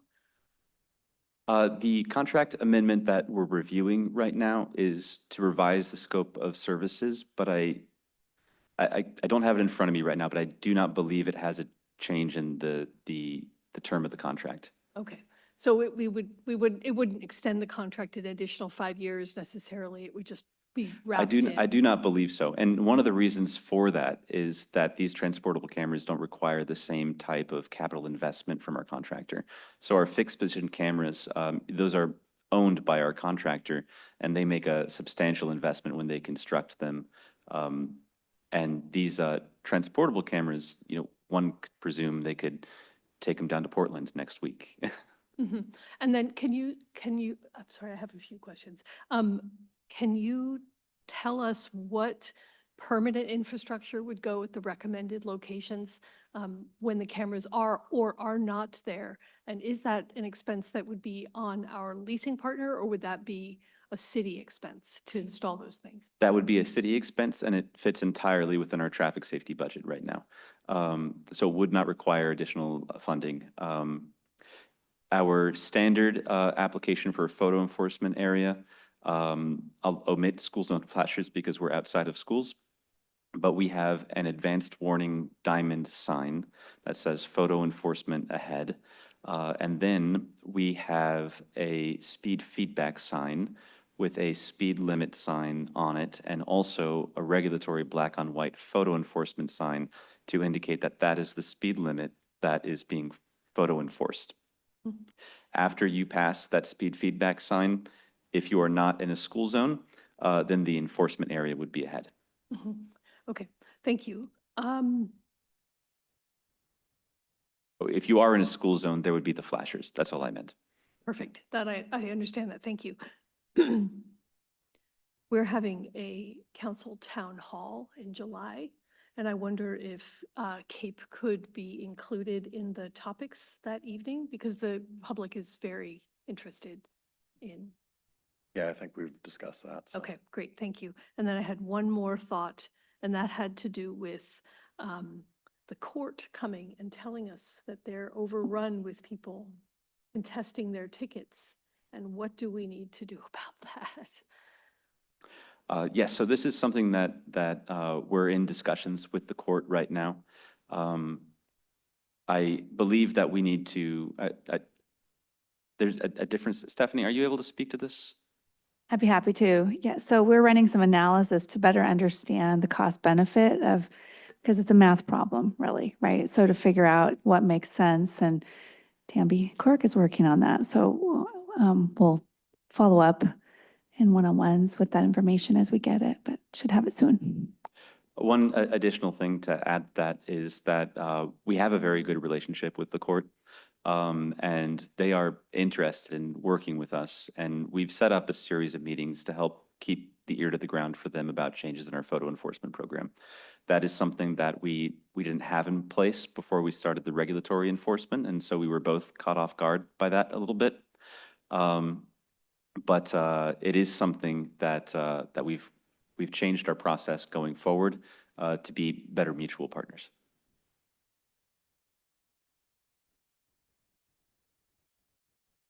Any other questions, comments? Deputy Mayor. I just have a few comments. I think all of my questions have been asked.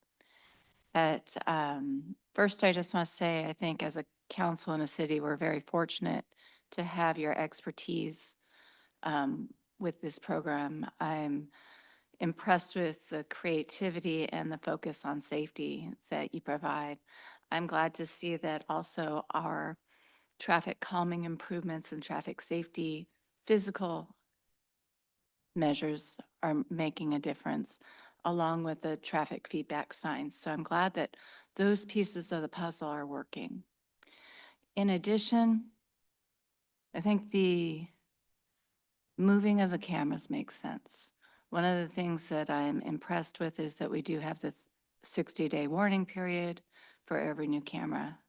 And this does let our community know that the focus is actually on safety, and the reduction from when the warning period begins to when the camera's in place and issuing tickets, the metrics that you provided are significant, and they're good to see. So I just first want to express gratitude for your work here. I do want our community to know that I do care about safety. I'm grateful for the safety that these cameras provide. I have a fundamental opposition to government surveillance and cameras like this, so I will be voting no, but I'm thankful that if we have to have a program like this, it's been designed by you and what we're voting on today, because I think you are doing incredibly good work. Thank you.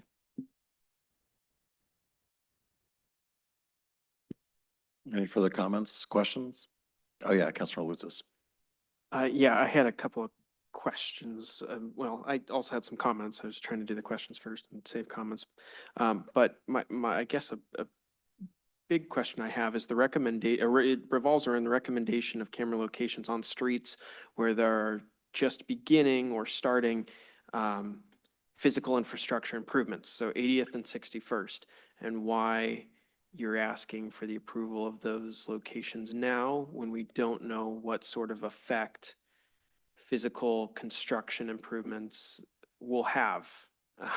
I'm curious why you're bringing them forward now instead of, post-construction, and we see that there's still an issue.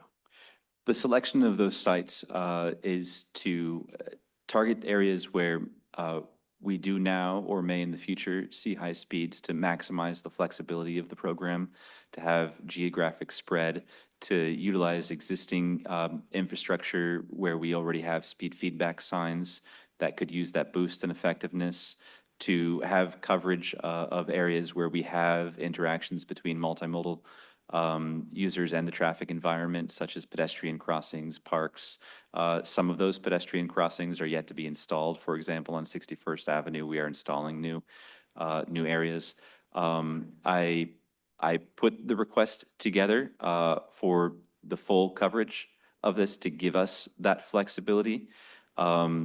If it is the desire of council to approve 8 locations and come back for 8 more in 12 months or something like that, that would be an option. I don't think that would necessarily, it might constrain our scheduling, but it wouldn't kill the program. But yeah, so it was doing the work to identify those sites and having the option to deploy for short-term or repeated deployments or occasional deployments or whatever the right touch may be. It could be that when those projects are complete, they just need that nudge to create an area where people are accustomed to going the speed limit and build that association between the geometry, old or new, and compliance with the speed limit.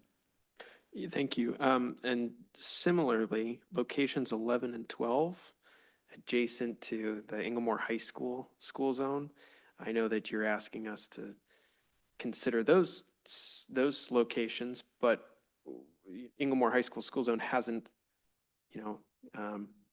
come online yet, and so can you say for certain that when it does come online, that effect won't bleed out a little bit further? No, I do hope that we see a positive change in the travel speeds at that location when Inglemore High comes online. The fact that locations 9 and 10 near the Arrowhead school zone are still high priority despite being in close proximity to existing photo enforcement gives me cause to hedge my bets. This is also an area where we have downhills. We see the most difficulty with speed management in downhill environments. And so this may be improved, but with the numbers we're seeing right now, the improvement would have to be more dramatic than what I think is likely to happen. I'm very willing to be surprised. Is there any way you could go back to the slide with the entire map?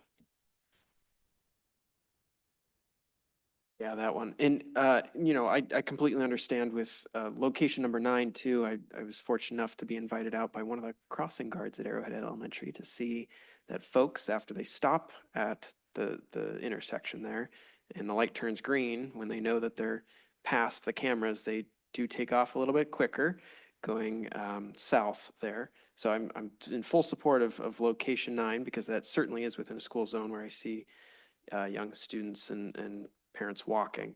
But, as I mentioned, my hesitation is in the upper left-hand quadrant of the city, 1, 2, 13, and 14 right now, before we know what effect traffic or the improvement of the physical environment may look like. Same with 3, 4, 5, and 6. I would love to first do kind of what we did with walkways and waterways, where we do a wait and see, we improve the roadway, and maybe that has a positive effect, especially since I think you had mentioned that 80th is borderline in some ways, and so maybe that will be enough. I'm much more in favor of starting in that route. And then, as I mentioned, 11 and 12, I do have some little hesitation there as well, just to wait and see until the Inglemore school zone is online. One thing I really ought to clarify is that before we do any sort of intervention, whether it's photo enforcement or an engineering intervention, when we warrant that for use in one case and not another, we do have a warranting process we use in the city where we expect to see the 85th percentile exceed the speed limit by 5 miles per hour or more. We would not install photo enforcement or begin the warning period for photo enforcement at a location where we don't see speeds that need it. However, it could be that we see reduced speeds immediately after a project, and 6 months later, people have become accustomed to the new infrastructure. So again, these sites are selected to give us the greatest flexibility with responding to these changing traffic environment and crash risk factors dynamically and as quickly as we're able to. Of course, and I just want to make it very, very clear that I care very deeply about pedestrian bicycle safety. That's what first got me involved here in public service many years ago, my own experiences. And again, my own personal position is to prioritize physical modifications to the roadway to prevent people from speeding. Even though I know that there's some demonstrated success, you know, it's not always foolproof. You know, there are some folks who they can afford to pay the fee, and Absolutely, and my preference is also physical intervention, geometry changes, other changes that we can make. What we do find ourselves in sometimes is a place where we do have an opportunity for improvement, but it's not financially feasible. A project may be 3 years out or 5 years out or 10 years out, and even though we know there is a change we would like to make, I would like the opportunity to not deny a safety improvement while we wait for those changes to become financially feasible.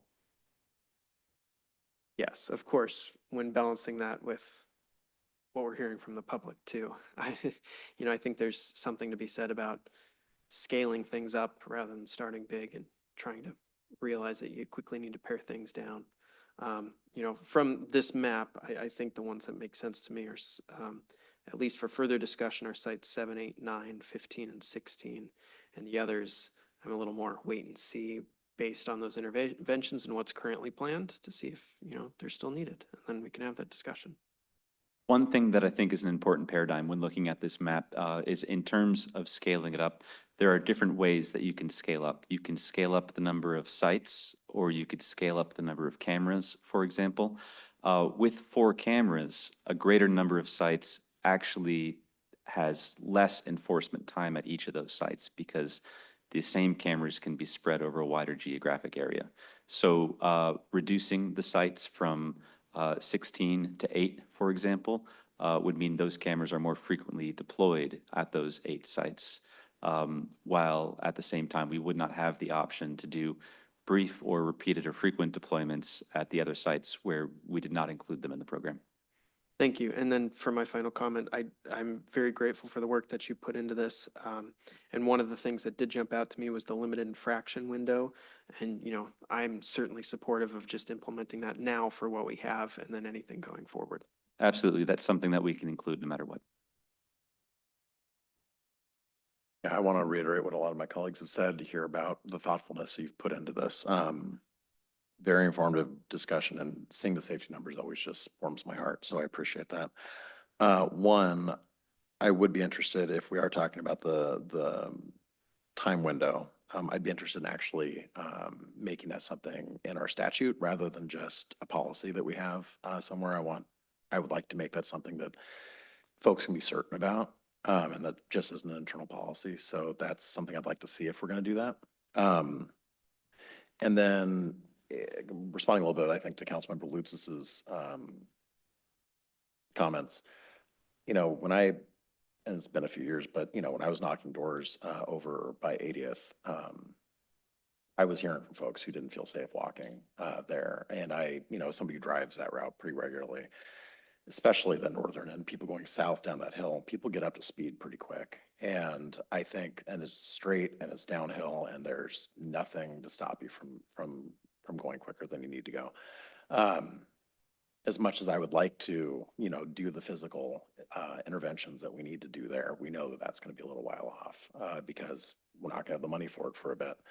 And this is one stopgap that we can do to address the concerns of the neighbors that live near 80th. There's a lot of school bus stops. There's a lot of activity on that street, and it doesn't feel safe for a lot of folks. So while I generally support your philosophy of having this be our last stopgap measure, if we've tried everything else, I think there comes a point though with some streets where we need to be taking a harder look at them.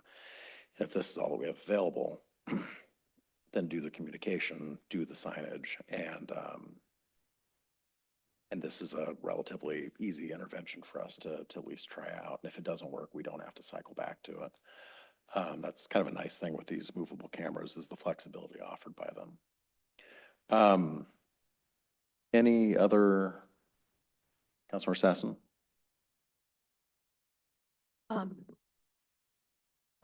To your point, Mayor, it seems to me that if we were to implement some of these cameras, they would fund potential future engineering solutions. So, it's a chicken and the egg kind of thing, and we can with the chicken and lay some eggs here, but I wonder, Tobin, if you would be willing to put them in some kind of order of, and maybe you already have and I can't find it somewhere, where if we were to roll it out in 2 phases, what would be the first and what would be the second? And does that make sense, both safety and financially, or does it really make best sense in both of those spheres to just go whole hog? And again, to Councilmember Lutz's point, the only place on this map I have concerns is 11 and 12, because we don't know exactly the impact of the more camera. And I think what we're seeing right now is combination of the camera at the school and the construction at the intersection at the bottom of that road, and there's a lot going on there. And so I would put a pause on that site, but all the others I feel happy with, but I'm curious if you could prioritize them into a now and next category. Absolutely, yes, I do have that worked out, not in the agenda packet. But we do have priorities and a lot of other documents that I didn't come with my sheaths and binders. But those sites 11 and 12, I would be putting them towards the end of the rollout, and by time they were ready to begin a warning period, we would have several months of the Inglemore High School zone enforcement already under our belts. So whether it's the first time, the second time, or the 10th time we put cameras in one of these places, it will always be because it's warranted. We won't be putting cameras, we won't be parking them somewhere where people are driving, well within the speed limit, just because we need to put them somewhere. If we do reach a state where every area that's approved is has very moderate travel speeds, a direction this program could go would be to find new areas that need help, and to retire old areas or areas that don't see frequent use based on warranting with month-to-month speed data. Tobin, could you go to the schedule that you had? Because I think that answers Councilmember Sassoon's question. Oh, this is an example schedule. It's not, okay. It doesn't correspond to the I actual thought this was your sites. actual schedule. It was, Okay. no, that would have been clever of me. Okay. But no, this was an example of, this is of not how the gospel. cameras are chasing speed data. Okay, okay. Councilmember Culver? And then Yeah, Councilmember Sherbeck. I'll jump in. Very informative. I share and +1 with all my colleagues. You were brilliant on these things. I am glad you're out there on the tour circuit. I hope you get book deals. I hope there's TikTok collabs. I want to see swag shop soon. All the things. I'm here for it. Heck yes. Let's endorse you on LinkedIn. I guess I'll compliment sandwich that with I'm probably a no on this on a few fronts. There's some of the things that Deputy Mayor O'Kane was speaking to, which definitely resonate with me. And let me also say too, like, I got a little mea culpa on this. Like last year when we were talking FSP stuff, I'm like, well, let's look at the tools in the tool belt. Let's see what we can do councilmanically. Do we want to go to the voters yet? And we are seeing those options, and you are bringing us this data, and I appreciate that. So I will own that outright. That said, just I guess some of this we talked about in the one-on-one, but some of this just other things to consider for my colleagues who might be leaning toward yes. Like, I think we would want to see what the reaction is to the camera that's about to go live before we tell them, hey, there's this like slightly menacing, it's almost like a boss-like, it's going to rotate, and it's like I appreciate, again, like it's super clever, like I said, like it's a very like a sophisticated and thought out technique with the stuff moving, but I don't know. I feel like that's going to be a lot at once. I think that's going to freak people out. Other thoughts? I don't know. I'd want to scrutinize the numbers closer. Like if we felt like this would get us out of a pinch because we were clearly in a pinch, like cool. If it's going to be more neutral, And that doesn't, it doesn't necessarily rise to a yes for me. I had one other thing, but I'm forgetting what. But I appreciate you. This rocks. Go write more books. We will buy them. Heck yes. I appreciate you. Thank you. Councilmember Shrubnik? Jump on the bandwagon, again, incredibly detailed, thoughtful data. I'm so happy you're evangelizing this. Incentives work and disincentives work too. And that actually relates to our previous discussion. So I do actually concur with Councilmember Lutsis. From a data perspective, I like to do kind of one intervention at a time and look at is it having the intended impact? And maybe, and I'm thinking of the Inglemoor area, maybe that's sufficient. So I guess I would be I'm totally in favor of the rotating concept. I just maybe think about the two phases as Councilmember Sassen said, and not super comfortable with just saying, well, now we have all these, we'll just look for additional locations. That I'm not thrilled with that approach. Councilor Sassen? I do feel moved to remind us that this is an important of the FSP's recommendations that we did move to approve in the fall. And that this is our opportunity to make good on the commitment that we've made to our city to be fiscally responsible. And this is something that we can be doing. And I think we've promised to be doing something. So I need us to just step aside from the safety aspect for the moment and just be clear-eyed about the financial benefits. Councilmember Lutsis and then Councilmember Culver. Just to respond to Councilmember Sassen, I completely agree. And, I'm certainly one in favor of making sure that we're financially sustainable. The one just, thing that I would say though, is that we approved that as a structure, as a foundation or an outline, a rough draft, if you will. And now, we're going through each of those one by one, looking at the policies. Now we have some data before us, and now we make a decision on each one.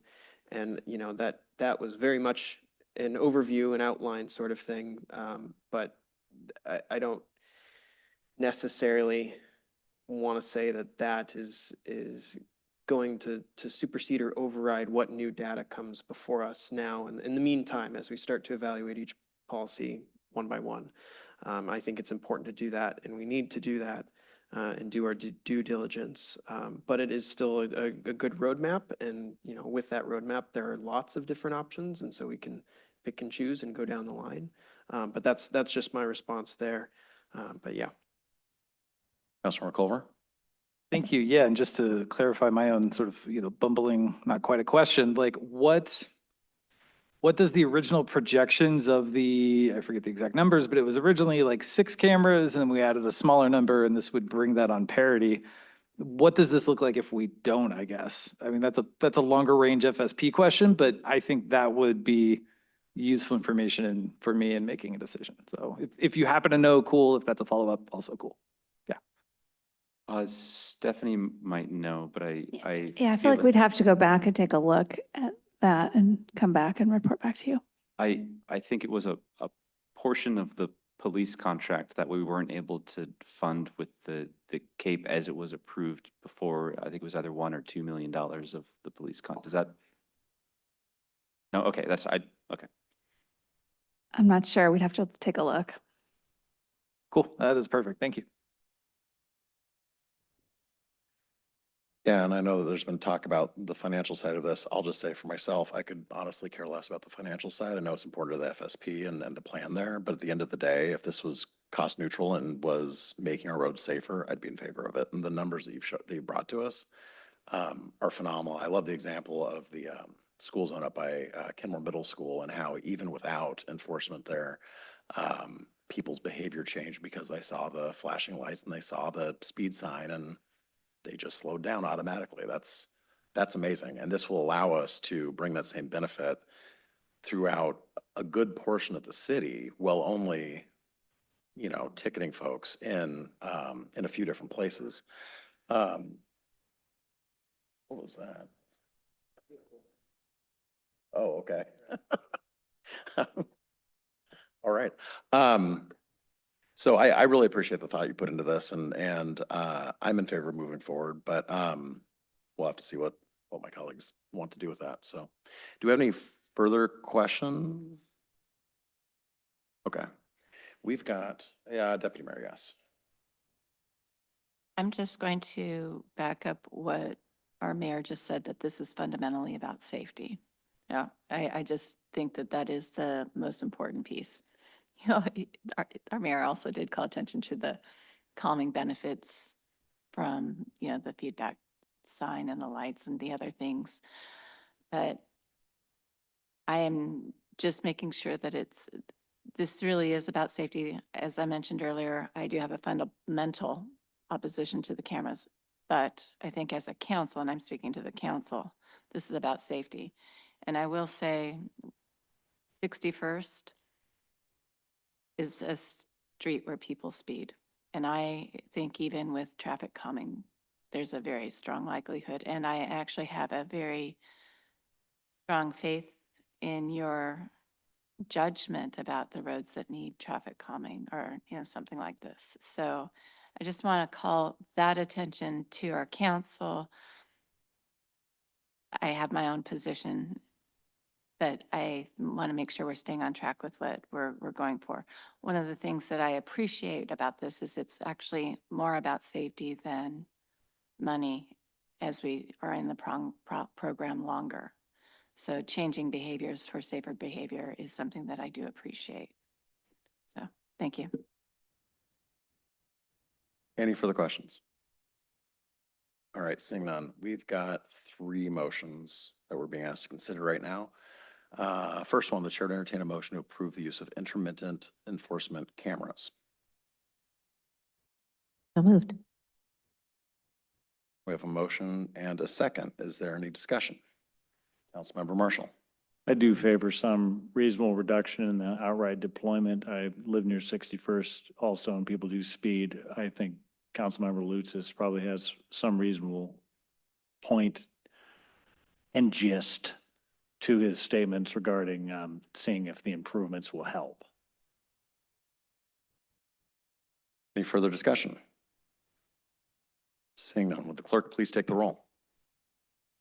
Sure, and confirming that this is on the motion to approve the use of intermittent enforcement cameras. Correct. Councilmember Culver. Nope. Councilmember Shrubnik. Yes.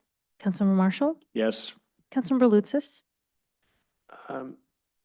Pardon me, I'm pulling up my notes. Slide 38.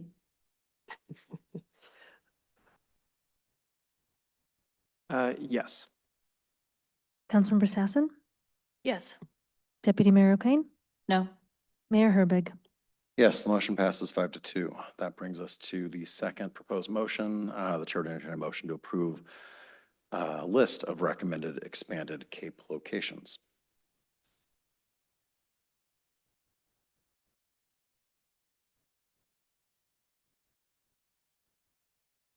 Okay, Councilmember Sassen is making the motion. I'll second for discussion.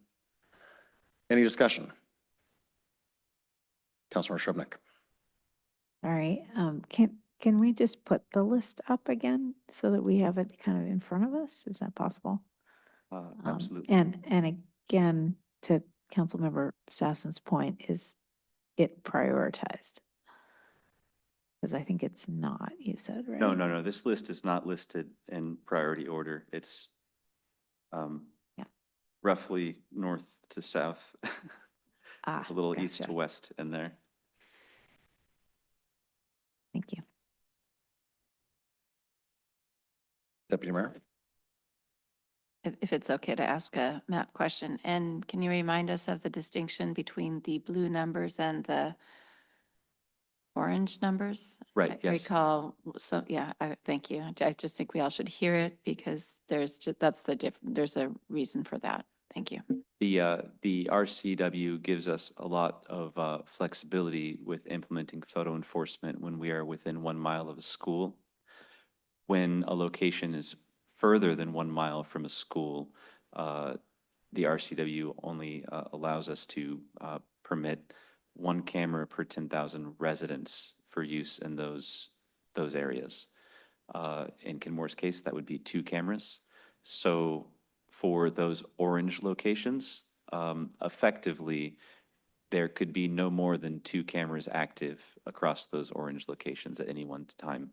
The way that is phrased in the list, which is consistent with the way it's put out in the RCW, is that council would approve the use of 2 cameras in locations 1 through 16, which includes the orange areas, and they would include and then approve the use of or authorize the use of an additional 2 cameras only in locations 1 through 14, which does not include the orange restricted areas. Thank you for clarifying that.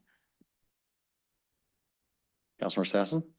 And then I just want to reiterate for all of us that even when the cameras are not in a particular area, all those other deterrent signage will be there all the time. And so the psychological effect, the functional effect, whether or not the camera is on site, is something that we can extrapolate to be a positive, a safety positive. That's correct. And even in our existing photo enforcement zones, 99% of drivers pass by without interacting with the cameras. And then I think in order to move this forward, I would really appreciate if we could put them, if we could prioritize, make a list of priorities. And even if it's a, 3-phase or 2-phase, I think that would help move this forward. Councilmember Shrubnik? And to that point, I think where I'm getting stuck is maybe closer to where Councilmember Lutzis is, which is, what's the time frame for actually doing the physical road improvements? Because there are a couple of these spots that, Inglemore again comes to mind as, we haven't really tested that. And I know 61st is kind of in process, but what would be the time frame for it finishing? And so that would be helpful for me at least, to be able to think about how we might phase these in. I tend to think, taking things incrementally is a little easier to digest. So I think I'm hearing a little unease possibly on this motion right now without further information around prioritization and what a schedule would actually look like. If that is the case, then I might suggest that somebody make a motion to, I'm trying to think what the right motion is. Well, table is only within a meeting. If you table something, you have to bring it off the table by the end of the meeting. No, you can't do that either. We could vote it down, but that would be a vote. We could, sorry. I'm looking through the things.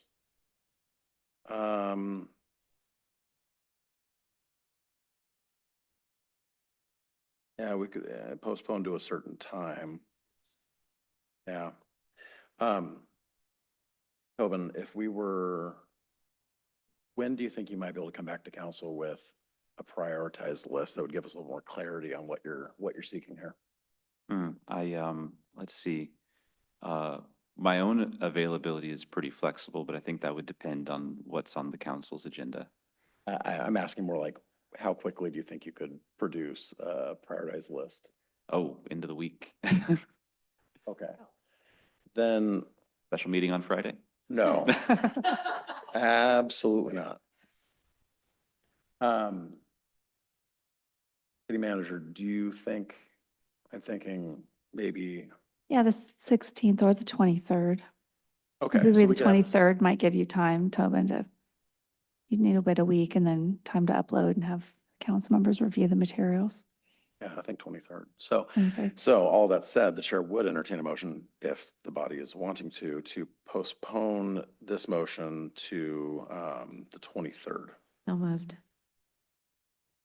Motion second. Is it discussion? Yeah, debate. Any discussion? Seeing none, all those in favor, say aye. Aye. Aye. Opposed? Okay, the motion to table to the 23rd is passed unanimously.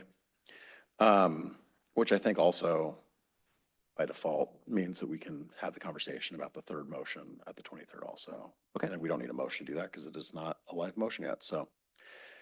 All right. And if all of you have any other questions for Mr. Benegold, make sure to send in emails, use your one-on-ones. All right, thank you so much, really appreciate it. Thank you very much. All right, staff report. Well, I just want to say I really appreciated the public comments that we received tonight, and we take those very seriously and we'll follow up. And I know I was in communication with Chief Moen while we were in the meeting, and so we'll be following up on that. Just want you to know how important that is to us to understand what's happening. And then the other thing I just want to commend is our clerk team on the interpretation services. We just found out today that those were needed, and we take that also very seriously. It's a really important part of our DEIA efforts and just to provide good service to our community. And so really appreciate their nimbleness and figuring out a way to make that happen. So just really appreciate them. Want to commend our team for their work tonight. That's all I have. All right, council member reports and comments. Council member Culver. Happy Monday. Councilor Marshall. Nothing to report. Council member Sassen. Yeah, I feel like I want to say for the public that while I hear from from the testimony of the public that this has been ongoing for a long time and there's been press, today was the very first that I had ever heard of that issue. And I'm grateful that they brought it to us, and I'm grateful that they are holding confidence that we can make some positive impact, and I'm grateful that the staff will be working with us on that. I also want to say that I did have a very satisfying coffee with council this morning. We had 6 participants, and topics ranged from creating a daycare to Camp United We Stand, and the fire department offering free first aid and CPR to communities, and the swimming pool, and all kinds of good things. So I feel grateful that the council was able to move it to the second Monday, and I'll look forward to that moving forward. Councilmember Shubnik. I serve as an alternate on the Regional Policy Committee, and I just wanted you to know that SCA, a representative from SCA, and they are working hard in general to make sure that levy planning comes to the RPC, comes to SCA earlier and more strategically. Because this is the second time in in the last that many months, that levy, this is for the EMS levy, levy information has come very, very late in the process, and at least several SCA members felt a little caught flat-footed a little bit. Councilor Lutzis. Yeah, I would just to support and second the first half of what Councilmember Sassen said this evening. That's all. Deputy Mayor. Nothing this evening, thank you. And I have nothing to add tonight either. So with that, we are adjourned.